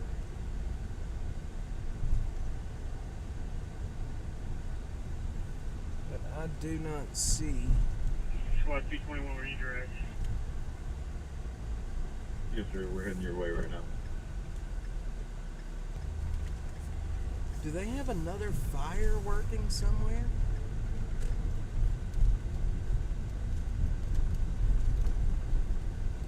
They may have another fire working somewhere.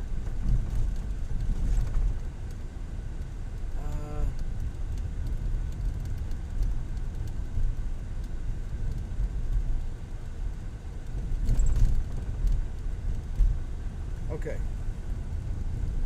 Sorry, y'all. I'm checking out what's happening. I'm trying to accommodate Larry Cook. I'm trying to find where we're going.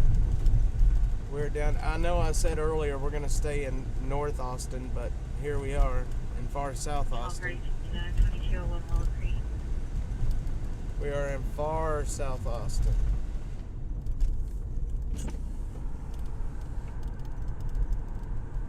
That's all parties right now. 2201 Wall Creek. 2201. 41 deceased and 8 suicides this month. Are you shitting me? Is that the total for the year? Or is that this month? Surely that's the total for the year.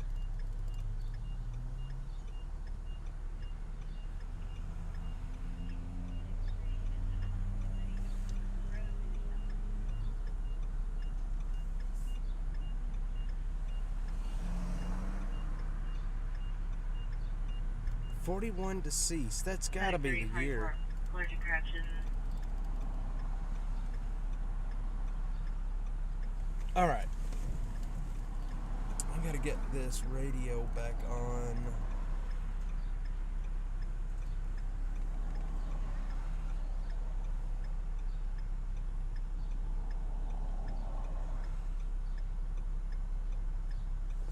Okay. Yeah, I think so too. Shit, Kathy. How is that?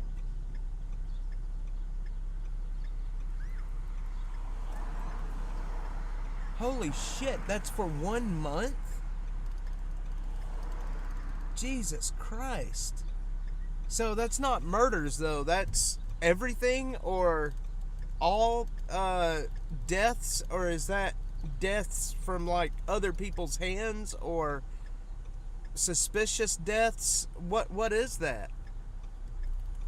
Truck 3 from Column 2. Man, there's a lady living right here in... I've completed your vehicle exchange. Just make sure you power down the laptop in your frontline units. And when you log on to that... Man, that's a lot of deaths, y'all. Radio name states truck 3. That is a lot of deaths.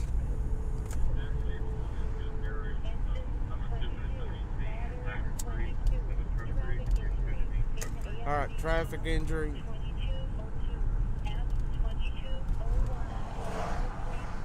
2201 Willow Creek.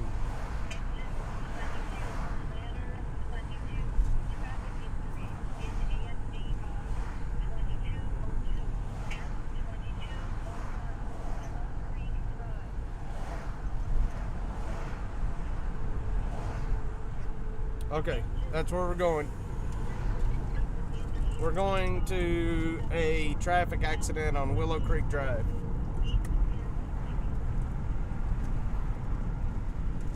Let's roll. Sounds like a pretty bad accident.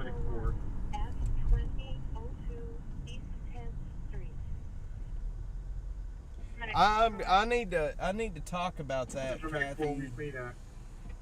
That is a hell of a lot of deaths and suicide.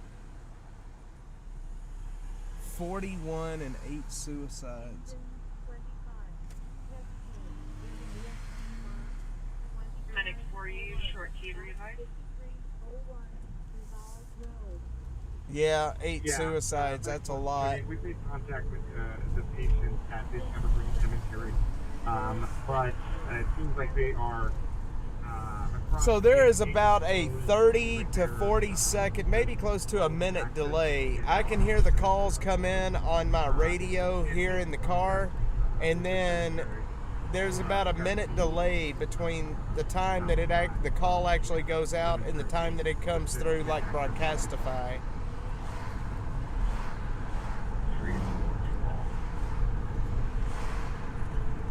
There's a big delay.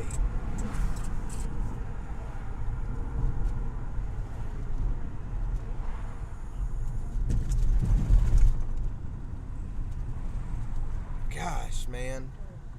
We need to talk about that, Kathy. We need to hook up and talk about that because that's wild. That is absolutely wild. Come on, people, let's go.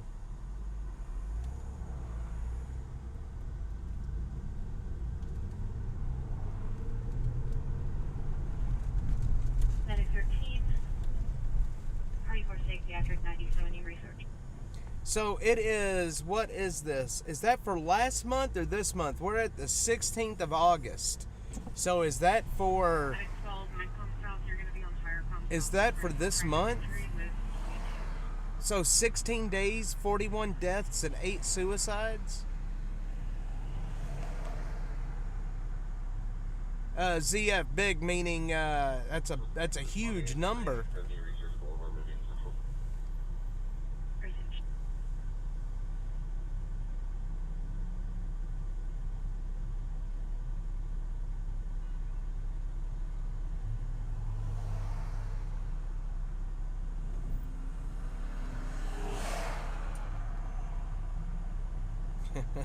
Brad Swell.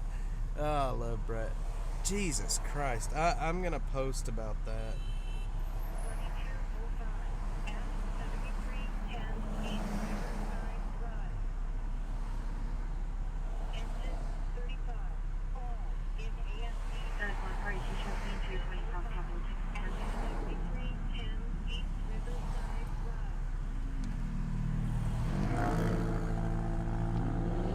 Oh shit, there is a... Oh, that's where we're going. There's a homeless camp right over there. You know, the Riverside homeless camp that I'm always talking about? There's a person has fallen and really hurt themselves over there. That's where we're gonna head. 122 received cancel. Alright, let's roll.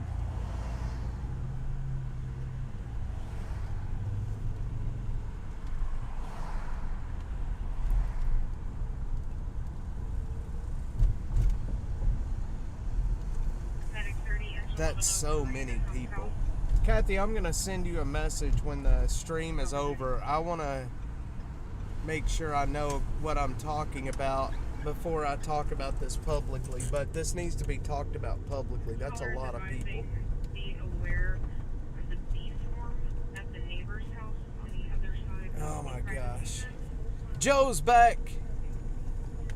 Joe is back. We're heading over to a homeless camp over on Riverside where somebody has apparently fallen and hurting themselves pretty bad. So, hurting themselves and hurt themselves. How do you say that? Is it hurting themselves? Hurting themselves? Or hurt?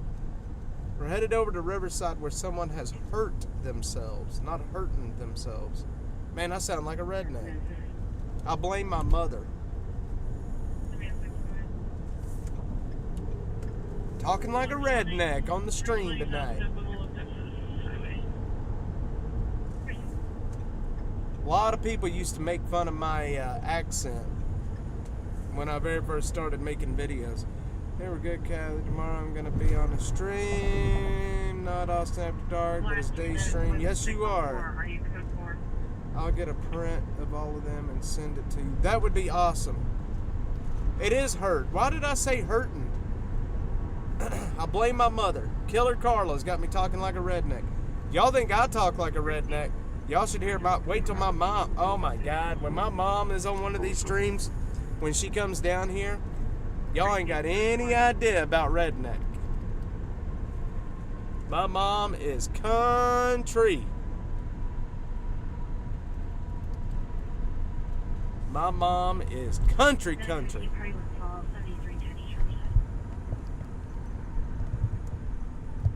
Oh shit, my microphone just fell. What the heck? Hang on, y'all, my microphone fell. Well, at least this way y'all can probably hear me a lot better, right?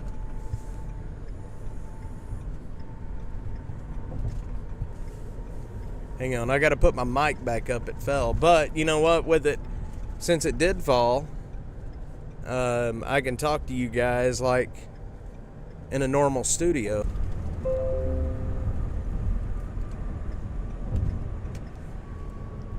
So we were disconnected. I think we're back now. Yeah, the way I have the mic mounted in here, it's mounted away from, it's mounted about a foot away from where I sit. So I have to talk really loud when the mic is up there, and it starts hurting my voice after a while. So, but when I have the mic like I would be in a normal studio, I don't have to talk near as loud.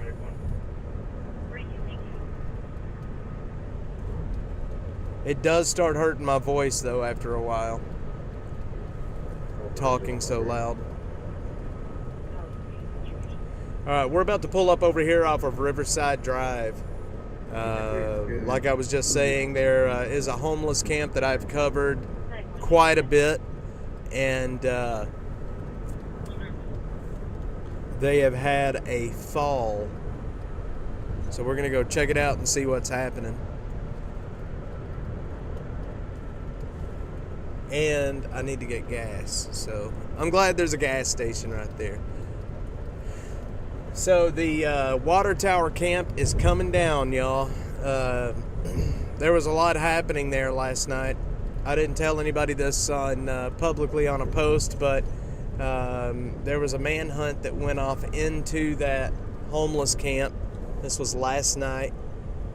They had the helicopter up over the camp, and that camp is coming down. I got word earlier in the week that the contractors will be on site, and everybody that's living there is going to be offered housing. Now the question is, they may be offered housing, but are they going to accept it? I don't know. That's going to be I don't know if they'll accept it or not.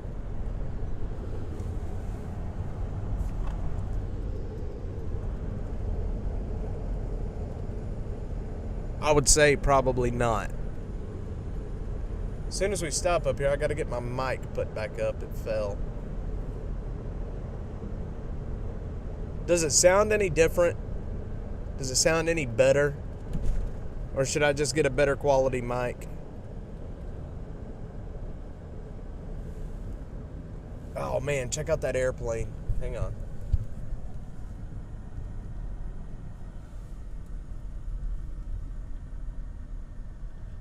Ooh, look at the airplane. I love it. I love it. L-O-V-E. Love it. Yeah, I knew it would probably sound a lot better this way, but I gotta find a new way to mount the mic where it's a little bit closer to me. Like I was saying a while ago, when it's mounted away from me, I have to talk a lot louder, and it starts hurting my voice. I'm fragile, all right? I'm fragile. I'm a fragile little flower.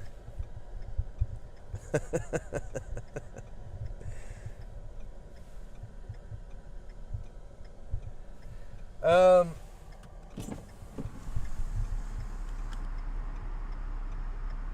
can't really see what I'm looking at back there.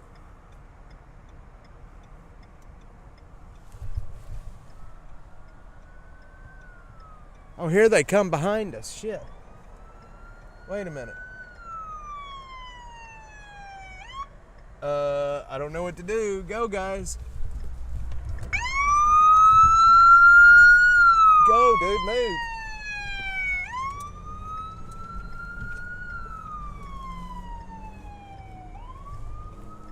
Oh, shit. People, when the ambulance is coming, people absolutely lose their minds, and they have no clue what to do or where to go. I can't believe we beat the ambulance here almost. That's kind of wild.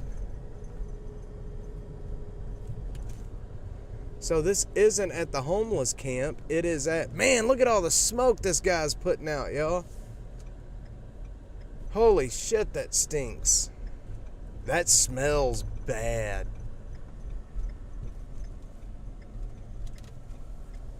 Alright. We have arrived. Let's see who fell and what they fell into.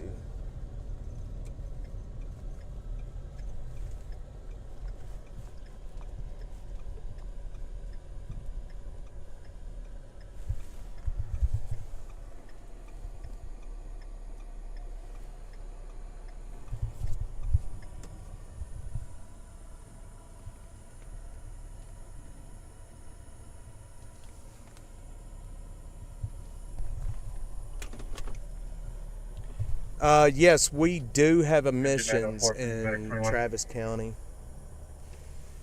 So,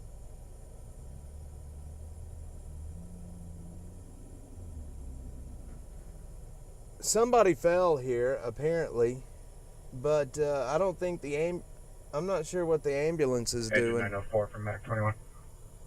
Go ahead, 904. Oh, they're going back there. All right, so let's. We just parked in Valet. Where can we find you guys? Hang on, we're gonna go to the other side. One sec, y'all.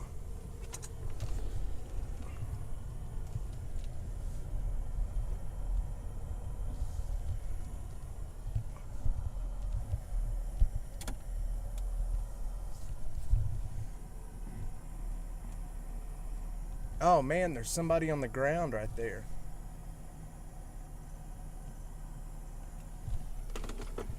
That's wild. Can y'all see that good?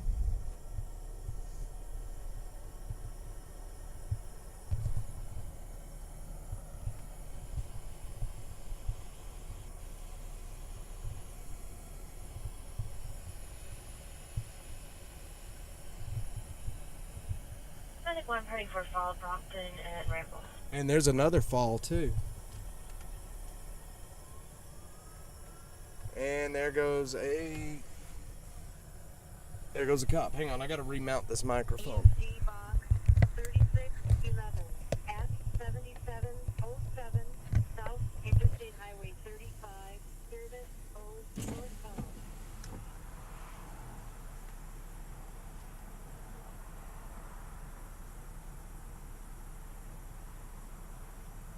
Anyone responding from Sin and Ramble?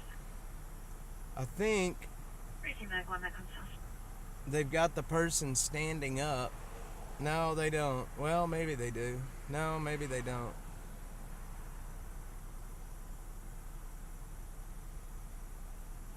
I can't really see.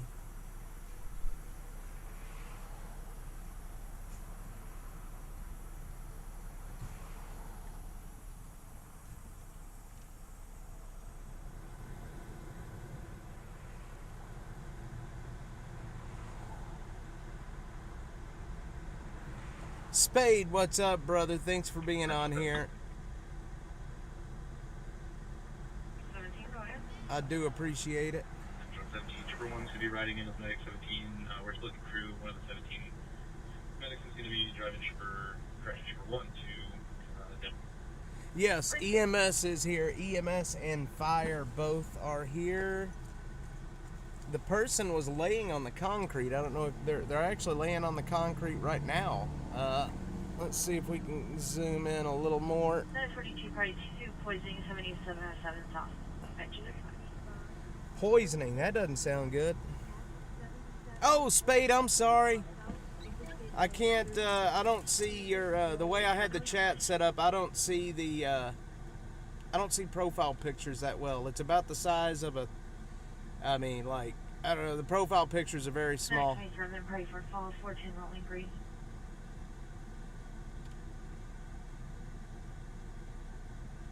I do apologize.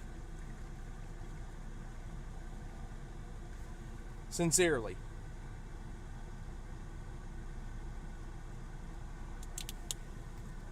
We got a feller coming over here, maybe.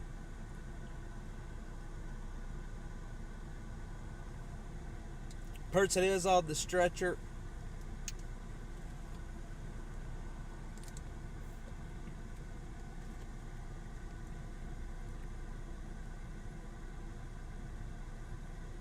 Jeffrey, when you're 60 is very.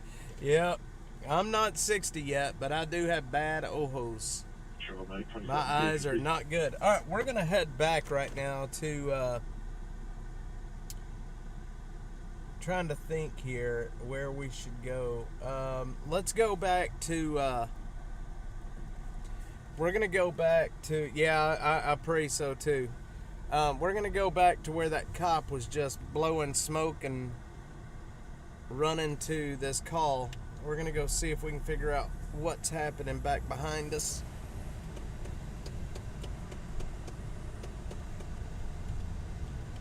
All right. Come on, Tundra.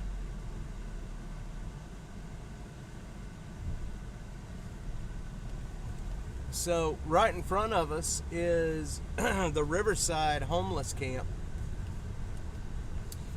Riverside and Ben White that I have covered multiple times. It's right on the other side of this intersection.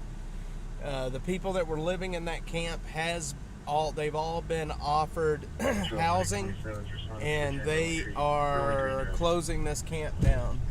So for all you folks that are watching that try to tell me that I am trying to hurt homeless people, the whole point of this, the whole point of making these videos about these homeless camps is to force the city of Austin's hand, to force them to go in and offer housing and to shut these places down so people are not living in rat shit. And I'm sick and tired of people telling me that I'm targeting and trying to hurt the homeless folks. You know, and I can't tell you how many camps that we have been responsible for getting shut down. And it's not like they're getting shut down and the homeless, but now they can decide for themselves to stay out of the shelters, but they are offered housing. The people that want housing get housing at that point. That's the whole point. The whole point.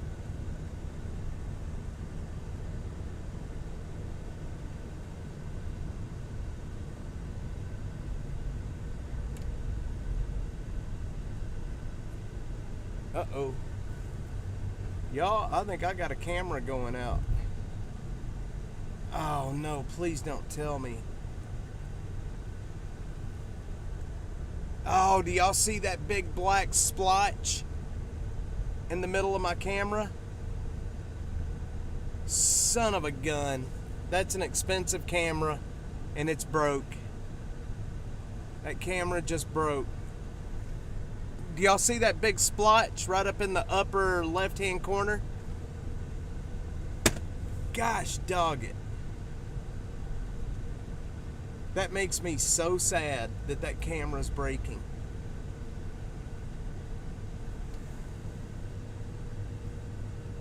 Yep, that's the camera lens. Shit.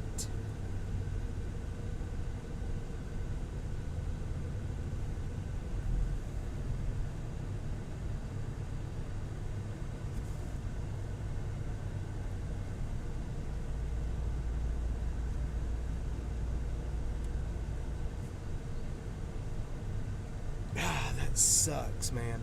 Oh, thanks, Butterfly. I appreciate it. What the heck just happened to my camera? It was just working.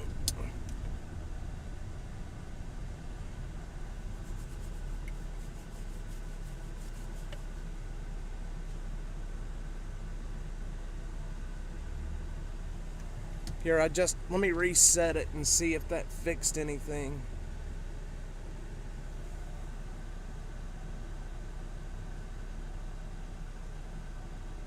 Alright, well, I gotta put my backup camera on. Son of a gun. I don't know. The sensor could be dirty, or the lens. Something may be wrong with the lens. I don't know. Hang on, I got my backup camera I'm installing. That really makes me sad. Oh, shoot. I just missed it. Okay. We got to turn around. I just saw a huge mess of cops.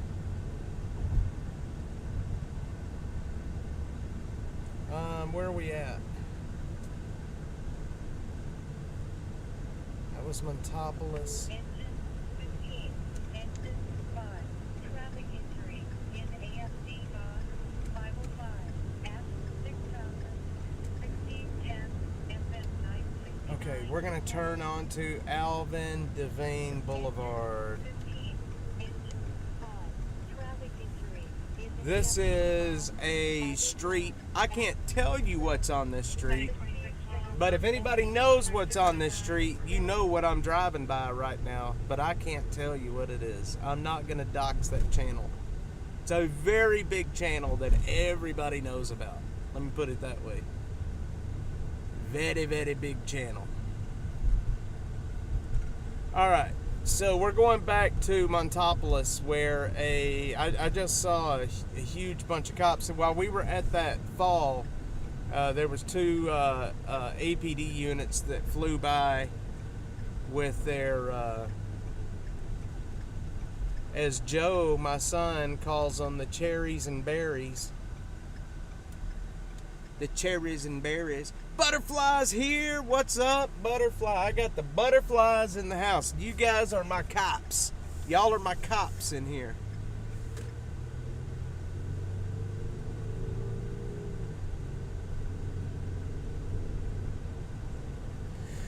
Okay.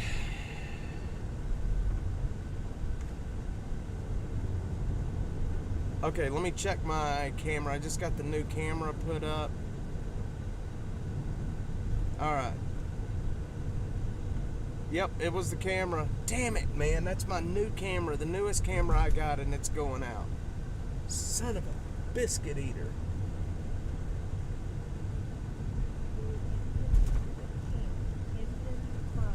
For party for traffic injury, 6,000 block, F 969. Yes, the live is complete. That really makes me mad that that camera is dead, man. Demand 1. Man, well, we're going to be clearing Del Seaton, heading to the garage. We have a mechanical issue. We're going to be out of service.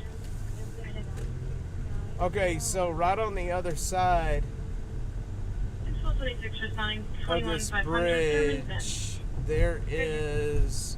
Do I still see them? You know what? We're going over there anyway now. We came this... Yeah, I see them down there. Here, I'm gonna see if you guys can see them. It's a little out of focus because it's so...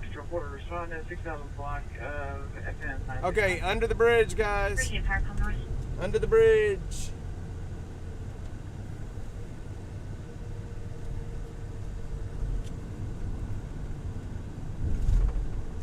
Okay, well, I am an idiot. I just made the U-turn and came all the way back this way to come over here and show you guys a camera pole with the flashing lights on it. So, yeah. So there you go. We came over here to look at a camera pole with flashing lights on it. I'm a genius. I'm a genius. Jesus Christ. Let's see, take that camera back for a refund. I meant the camera shoot before you switched. I got my cat laying on my... You got your cat... You know what? Cats are awesome.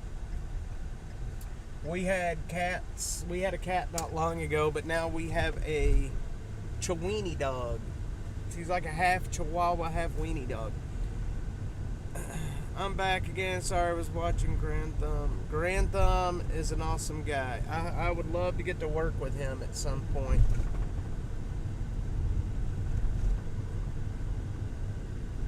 Alright, Matthew. Clisby. Alright, okay, Matthew. I think you're, let's see, Matthias. Okay. I got your email. Just read it. Clisby, if you're still in the chat. Normally ask anything.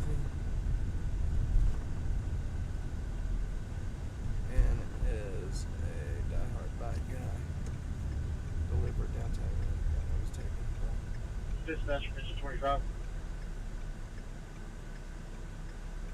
Go ahead, 25. You show us responding. I restarted my computer when we got that call. Clisby, are you still in the chat, my man? Receive.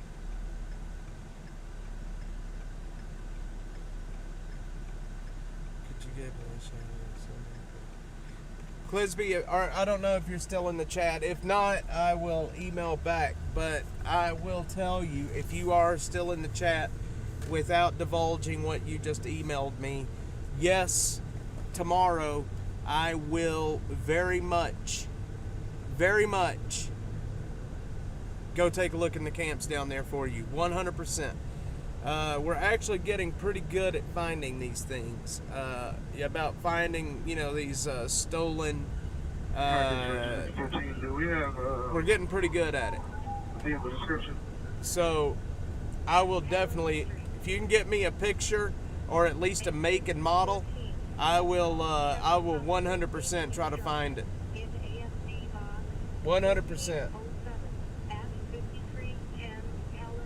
And I'll tell you, I know most of the homeless folks down in that area. I know most all of the homeless folks down in that area. If a homeless person did do that and they are responsible, I will 100% be able to find it for you. I'm glad you messaged me because I think I can help you. Gray Honda could be in the parking lot with their flashers on. That's the only information I have. People have that kind of stuff happen to them, Clisby. They call APD. APD will not respond. You got to go to 311 and you got to go to 311 and put in a report, and you'll never hear from them again.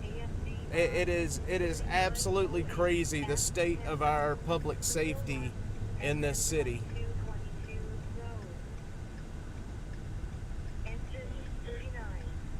Yes, sir. I got you, brother.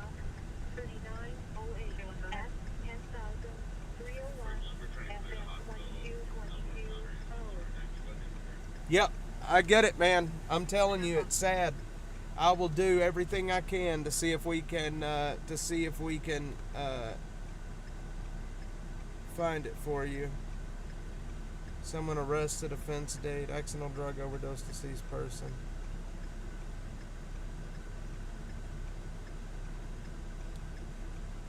Kathy, if you're still in the chat, do you think the person that was arrested off of this case you just sent me was a dealer? City of Houston, call the cops. They'll see you in about 12 hours. Do you know what? That's sad, but at least you get someone in 12 hours. Here, you don't get anybody.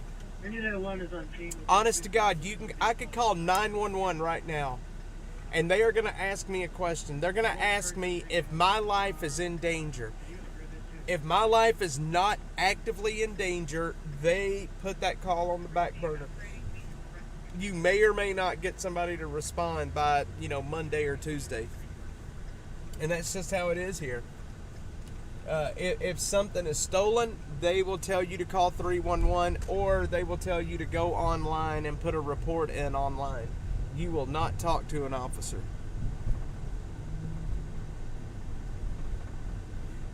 Yeah, Kathy, I just saw that. I'd like to know if the arrestee was a dealer, or if he was just somebody that was with the OD person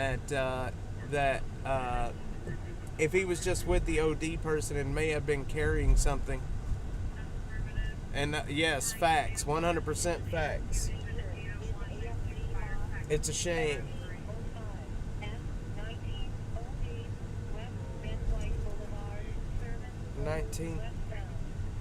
1908 West.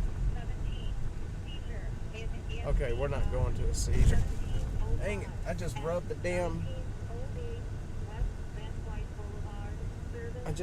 curb.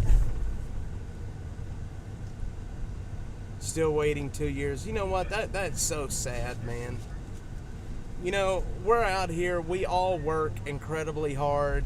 We work hard for what we've got. When things get stolen from us, especially like Clisby messaged me. I'm not going to tell all the details. I don't want to out him like that. I mean, there's nothing personal, but he has a friend that had his bike stolen near an area with just tons of homeless activity, and it was, there's probably a 90% chance that it was stolen by a homeless person, and there's no help. Let's see, it's a Fuji touring bike. The pic has a frame bag, but it wasn't. Okay, so that's Fuji. That's a pretty expensive bike, right, Clisby? I think that's a pretty expensive bike, ain't it? Sounds like one anyway. Yours was a hit and run, and they probably did not find it. They didn't. They either investigated and didn't really put too much effort, or they didn't even investigate it at all. My bet is they didn't investigate it at all. That's such a shame, man.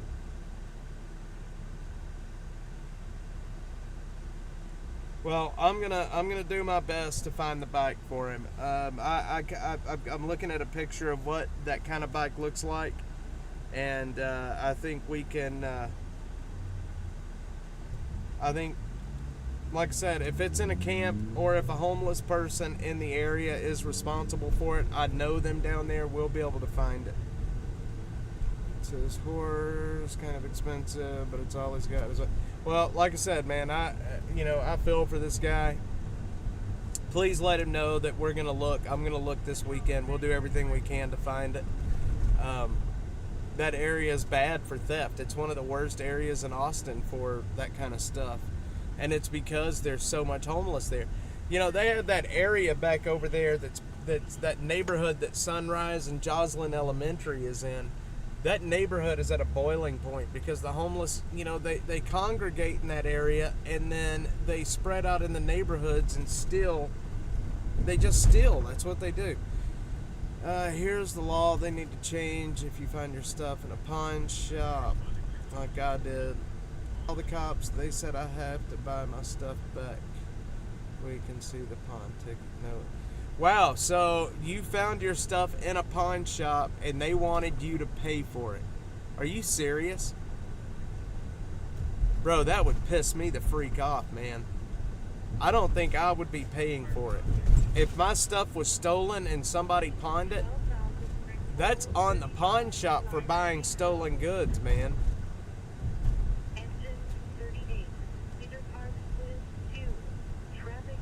Hang on.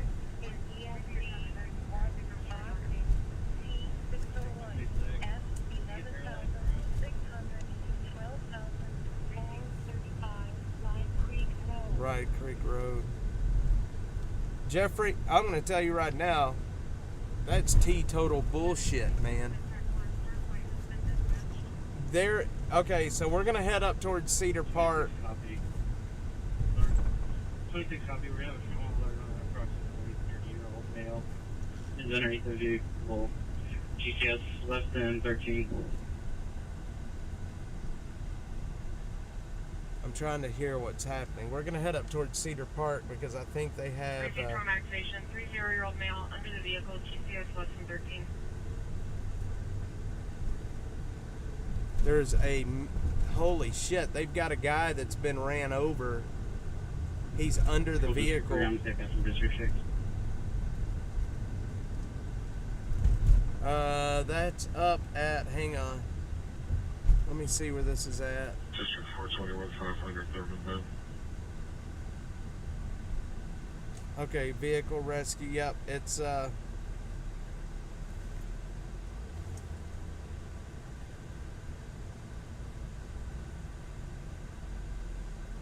y'all, they have a... They come south, medic 15. Trauma activation, go to southbound, 64-year-old male. Fall, backwards, GPS distance, but spot blood pressure, less than 90, going southbound. Receive So- trauma activation, systolic less than 90, going to South Austin. So, did y'all just hear that?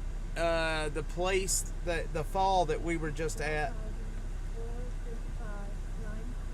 The fall that we were just at, they have a trauma they just did the trauma activation. The guy apparently is hurt pretty bad. He apparently his blood pressure. Man, that's way the hell out there. There's no way we'll make it. That's 43 minutes. No, we won't make it out there. It's lagging. I'm sorry. It's these damn trees that I'm next to. That's what's causing it. See, all these trees. Yeah, are we back? We got it back. It was those trees that I was just under. So yeah, we're gonna head up north because I've got about another probably 20 to 25 minutes tonight. So we're gonna head up north and see what's happening up there. So guys, tomorrow night we're gonna do a kind of a special Austin After Dark, where I've got body cams from Austin PD. They're all officer involved shootings and such. So tomorrow night we're gonna do an Austin After Dark from the studio, where we're gonna sit and we're gonna watch some Grady Judd, and we're gonna watch some body cameras from here in Austin. Not just here in Austin, but from all around. I've got some really good videos that I want to show you guys. I think we can probably. I would like to take you guys through the Randy Lexvold death, which he was found in Shoal Creek, and I do consider him a Lady Bird Lake victim, or a Lady Bird, one of the victims from the Rainy Street deaths. I consider him a victim. There's all kinds of stuff I want to go through tomorrow night with you guys. It's going to be a lot of fun. We're going to laugh. We're going to have a good time. And it's going to be a lot of fun. It's going to be a little bit of different format, but it's something I've been wanting to try for a while. doing like maybe once a week, doing the show from the studio where we can sit and talk and watch stuff, and we've got really good cameras and really good microphones, and we can really have a good time. I hope you guys like it. If you don't like it, or you don't like the idea of doing that, you're not going to hurt my feelings for telling me so. I promise you, I take criticism. Apparently my wife doesn't think I do, but I take criticism pretty well. As long as it's constructive criticism, as long as it's, criticism that is supposed to, aimed at making things better, then I love, that's the only way that we improve, is by hearing, what we're doing wrong. So that's going to be tomorrow night. We're going to have a kind of a special episode of Austin After Dark, and I really hope you guys enjoy it. I would like to start doing more streaming, because I'm going to be quite honest with you. I'm going to be really honest with you guys right now. I don't know if you're ready to hear this, but it is hella expensive to do this show, man. It is very expensive to do this show. Each night I'm spending around, basically for each show, I'm spending around, $40 in gas, and it's hella expensive to do this. So I would like to do at least one show a week where we're, in the studio, and I can control things better. What time? I think we're going to start probably around 7-ish, 8-ish. I don't know. What time do you guys want to start? Since it's going to be in studio, I can pretty much do it anytime, really. Now, I will have a daytime stream tomorrow. I'm gonna do a daytime stream tomorrow, but Austin After Dark is gonna be from the studio tomorrow night. So I love doing this, and the channel's growing thanks to you guys. The channel's growing, especially on YouTube. Yes, Butterfly, absolutely. Yep, everything is an expense. But yeah, so we're growing, and that's great, man.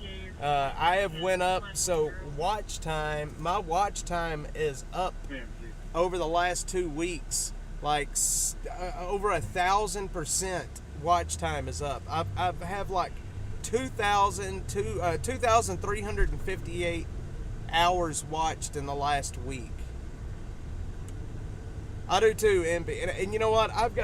You guys have no idea how much content that I've got to show you guys. Stuff from Austin, but not just here in Austin. I mean, I've worked in public safety. I worked for the Collin County Sheriff's Office earlier in my life. And so I have I've got some pretty pointed opinions on, police and stuff that happens. But, yeah, I like that idea. I want to give it a shot, and like I said, if you guys end up not liking it, please just tell me, and we can go right back out here.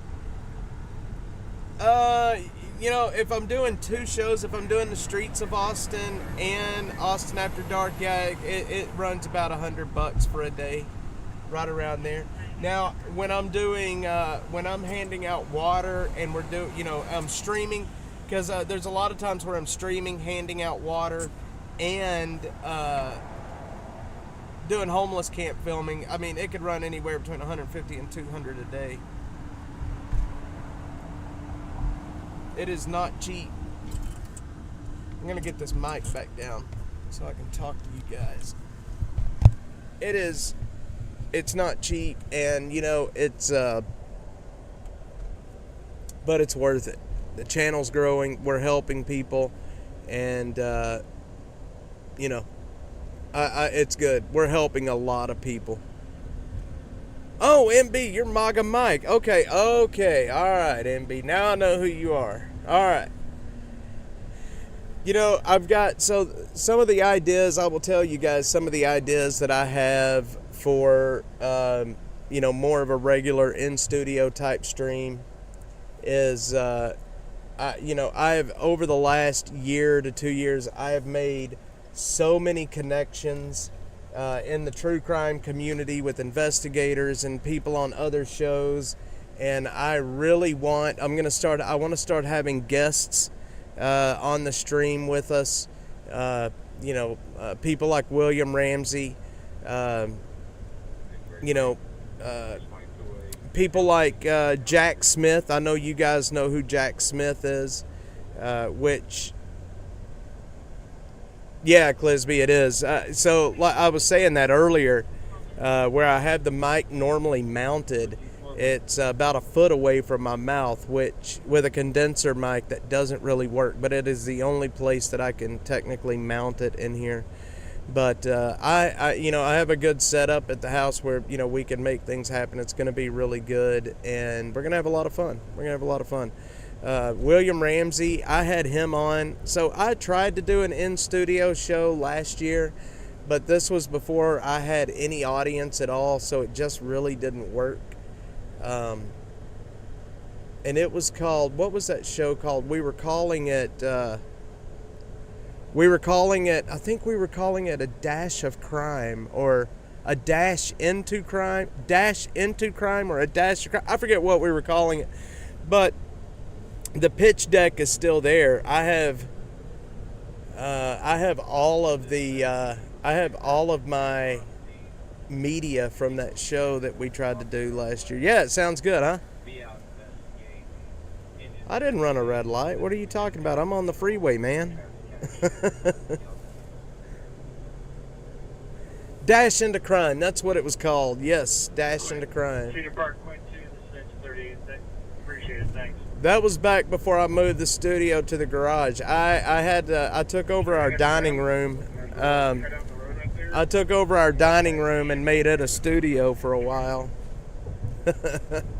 We didn't have a dining room, but yeah, it was a lot of fun. But like I said, I didn't have much of an audience, and I gave up, sadly. Yeah, you're in Austin, man. Who's going to pull you over in Austin? Before you got on the freeway, you ran a red light around when... Oh, come on. All right, Popo. We got a Popo in the chat, and he happens to be my son.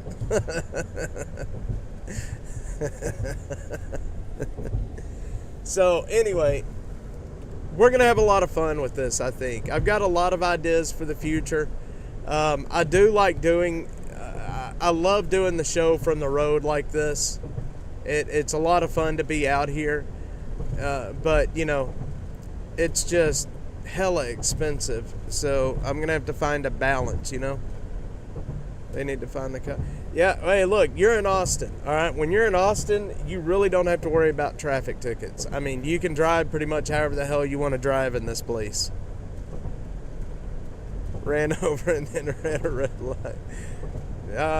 My mom's probably watching, I think. Half my audience is family. Oh, man, half my audience is family. No, it's not. That's not true. We're growing. We're growing fast, man, and I love it.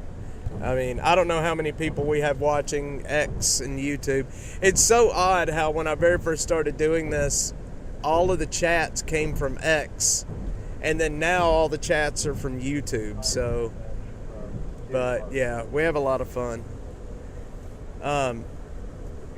Anyway, I can't thank you guys enough for being here and chatting and sharing. I know a lot of you guys are on cross platforms between, like MAGA Mike, MB Designs. I know you're on X. Butterfly 71 is on X. I think a lot of you guys are on X, so I'll tell his mom, but no, yeah, you're right, Joe. You're right. All of you guys are family, and that's I know I've talked about this before, but I worry a little bit about it because I love this small channel feel where, I have a really good connection with you guys and we're all friends, or, even if you're new here, we're becoming friends. Got that premium. You know what? I've had premium forever. But I like the small channel feel where I know you guys are, I know every one of you. And it's, as the channel grows, we're going to start losing that, and it bothers me a little bit to lose that small channel feel. But it's going to happen as the channel grows. The trolls are going to come in. There's going to be a lot more people coming into the chat, and it's just going to happen. Butterfly, I will do that. Yes, Butterfly, I will do that this evening. Actually, I have you on, I have yours set to alert me when you post, so it should be in my alerts. Stream is better on YouTube versus X, in my opinion. Buffers. Yeah, I have heard that it buffers a lot on X, but it doesn't on YouTube. I'm not sure how that happens or why that happens, but I have heard that quite a bit. I don't know if it's something on the X platform or what, but people tell me that it'll buffer on X when it's not buffering on YouTube. So, yeah, motor. But, like I said, when doing, like right there, the stream dropped out going under that bridge. I know it did. Doing, part of the weekend shows from the studio, we're not going to have to worry about. I have some really awesome internet, so we're not going to have to worry about any of this cutting out or lagging or any of that. We will have solid internet where we can keep this going. And if any of you guys ever want to join me on a show, if you guys are here in Austin, if any of you guys ever want to come out with me, just send me a message and you can come out here and co-pilot with me. Just send me a message, and that goes for everybody. Except for the people that want to do me harm. Please please don't weasel into the car or into the dash mobile if you want to try to hurt me. That's not going to be cool. I think X is going through a lot of changes. X is going through a lot of changes, and I think they're building things. I don't think they're, they have so many people streaming and so much video. I think they've got a little ways to go. Yeah, MB, man, that's a lot of 41 deaths and 8 suicides, and we are just 16 days into this month. I'm going to talk about that tonight on X. I'm going to make some posts. But I'll tell you my thoughts. Do y'all really want to hear my sincere thoughts on the Lady Bird Lake stuff?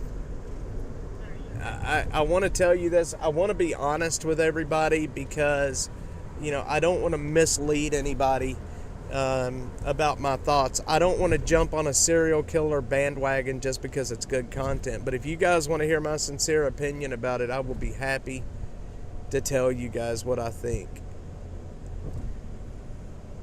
July's number. Rumble is a good platform. Yeah, Rumble is a good platform. All right, so Butterfly71 says, yep, so I'm going to tell you guys what I really think.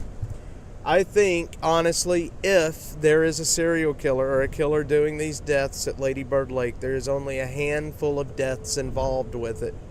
I think that it is... Hang on, let me just turn these radios off. Hang on.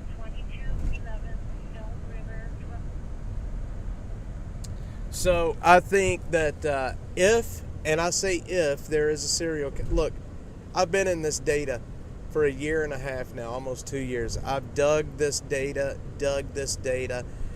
I'm making a TV show with a production. That's a long story, but there's a TV show being made. I can't really talk about it. Look, we are all over this data. Yes, I think there is somebody doing this. No, I don't think that it is all of the men that have been found dead. I think there's a core 4 or 5 men that have been found dead. And I'm going to give you a hint. Martin Gutierrez went missing from Rainey Street. He was in one of the bars down on Rainey Street, and he left that bar. He was there with friends and family. They said that he started acting extremely odd. And we've got video. I have video of him in the bars. I have video of him right before he went missing from the street. And he was found a few days later in Lady Bird Lake. He had pretty bad blunt force trauma to his head. He had been hit. The cops cannot explain the blunt force trauma. Look at the MO, look at the circumstances surrounding his death, and then apply that to the other men, and you will see the ones that I'm talking about. Maga Mike says, in my opinion, Town Lake Lady Bird deaths are connected somehow, and they aren't telling us everything, just my opinion. Yes, I agree with you. After he ate and drank, yep, Butterfly, you're right. So Mitchell Gutierrez is a friend of mine, and so is his wife. I've talked to Mitchell quite a bit about his brother. That's how we've seen have access to the video and the documents. So Mitchell is he's a very decent guy that is fighting for his brother, okay? And yes, he started acting extremely odd afterwards, and it was actually to the point where they thought that he was taking drinks. He was drinking and hiding it because of how odd that he was acting. So after he left the bar, there's video of him leaving the bar. We have video of him down. So if you know how the Rainy Street area is, you know that there's kind of like, once you get to the south end of Rainy Street, it kind of turns. There's like a little turnaround type thing right there, or a corner with it's kind of like a cul-de-sac corner kind of. We have a video of him at that intersection. He spoke very briefly to a person in a white SUV. A white SUV pulled up. He talks to them very briefly, and then he walks out of the camera view, and he's never seen again until he is found in the water. Let's see. Look what they did to Gloria Lofton. Hang on, let me get over here. Look what they did to Gloria. I said it was natural causes, and it wasn't. It was Mesa. Look, I really support Austin Police. 100%. I'm a huge supporter of Austin Police and the police officers, but they screwed up royally on the Mesa case. Not only, I don't know if you guys have seen the crime scene video. So Christina is a friend of mine, Christina Foltz. That's Gloria's daughter. But the crime scene video, I know you haven't seen it. I don't know why I asked that. But the crime scene video that she took shortly after her mother was willed out of that house. It's wild. Not only did they screw the case up that day during the investigation, but they had Mesa's DNA for a very long time before they said a word. They didn't say anything, and they had Mesa's DNA inside Gloria Lofton, if you know what I mean. And Mesa, look, Jesse Fraga was Mesa's last victim. Should have never been killed. Mesa should have been in jail for killing Gloria Lofton, but APD screwed the pooch, man. They screwed up, and Jesse Fraga died because of that. That is, you know what? Boom. That's it. So the ME determined, okay, so she was found laying on her back. She there was a ligature mark on her neck. She was half naked. They knew that she had had anal sex at the time that she had died because, I mean, the evidence, it was obvious. And yet they said undetermined. It's undetermined. There was condoms. Her shirt was up over her head. She had a ligature mark on her throat. They did not change the cause of death until after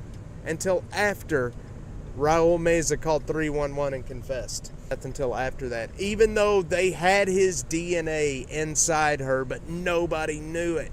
The cops, look, back then, when a DNA hit would come up, I'm going to go over here and stop real quick so we can talk. Back then, the way things worked is if a DNA hit came in, it would go to the investigator's email box, right? So the investigator that they emailed was no longer at APD, so the box was unmonitored. Nobody got the hit. Nobody knew that hit came in. And so it just sat there. It sat there. They had him for almost a year before he called 311 and confessed. They had him. Clisby, I don't think it's that they're incompetent, but look, check this out.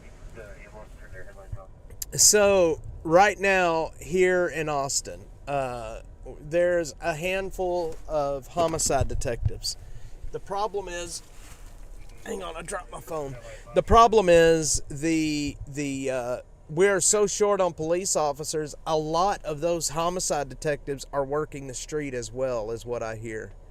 And, you know, they're overworked, understaffed, demoralized. They do not have the support from city leaders. It's a bad situation. It is a bad situation. But you're right, Kathy. If I was Jesse Fraga's family, I would already have a lawsuit. There is no reason Jesse Fraga should have died. Raul Meza, a convicted rapist and murderer, they had his DNA in a female that had obviously been raped. But they didn't say a word about it. They had his DNA for a year, and they did not even go back and talk to him. They didn't even know that it had happened. All right, Joe. I'm about to end the stream here pretty quick. We're going on 3 hours. I'm gonna end it here soon. Then I'll be home. They don't even have respect from. No, they don't. No, they don't. They don't. And that's a huge problem. City leaders in this city would rather the APD not even be around. They play lip service to them because they know that we need them. But, you know, it's like I posted an article today that was put out a couple of days ago by the Austin Chronicle where they're talking about, oh my God, I forget, I think it was like $25 million. There's $25 million that is going to be paid to the Austin Police Department that could be used for other services. Holy cow. They're going to get overtime. Cops are going to get raises. We can't do this. Holy shit. We can't be giving anybody raises, y'all. We can't do it. And that's the problem in this city. That is the problem in this city, is people think that way. No, I'm not eating Jack in the Box. I'm just stopping here so we can talk. Clisby, I appreciate it, man. Like I said, I've got a picture of that bike up, and we will find, if that bike is down there, if it's in a camp, we will find it. But I can almost guarantee you, depending on how expensive that bike was, if a homeless person did steal it, it's already been pawned. I can almost guarantee you. But the good news about that, if it was pawned, if it wasn't a more expensive bike, then it will have a serial number on it, and the guy can get it back for sure. So anyway, guys, I'm going to end here tonight. It is, what time is it? 9:20. We've been live for almost 3 hours. I appreciate you guys. Tomorrow night's going to be a little different. We're going to be in the studio. You guys are going to have to look at my mug for the whole night while we're looking at videos. So I hope you're ready for that. I know the lady told me I look like a demon, so I hope you guys don't feel the same way. But I am kind of excited to do a stream from the studio, show you guys, what I've got and how we do it, and show you guys that I actually have a really, really nice setup. I got a green screen, I got a background, man, I got it all set up. So, anyway, yeah, guys, thanks for being on. I appreciate it. Clisby, Butterfly71, Butterfly, Jeffrey Chandler, Kathy, all of you guys. MAGA Mike, you're here. Thanks for being on. I appreciate it more than you could ever know. Hey, guess what? Because of you guys, so check this out. In order to be monetized on YouTube, so I was demonetized. I was monetized on YouTube and doing well up until December of last year. December of last year came, they said, Dash is a dangerous organization. We don't agree with what you're doing. You're demonetized. And I stopped uploading anything until here recently. I started streaming live, but I still really don't upload anything. So they said, hey, you're able to be remonetized, but you're not meeting the they have certain rules that you got to have like 4,000 watch hours per month, so on and so forth. And because of you guys watching, we are almost back to where we can be remonetized. And hopefully with the new content that I have on YouTube, they won't have a problem with it. I think we'll start about 7 o'clock, Butterfly. 7 or 8 o'clock, I think. I think that sounds like a good time.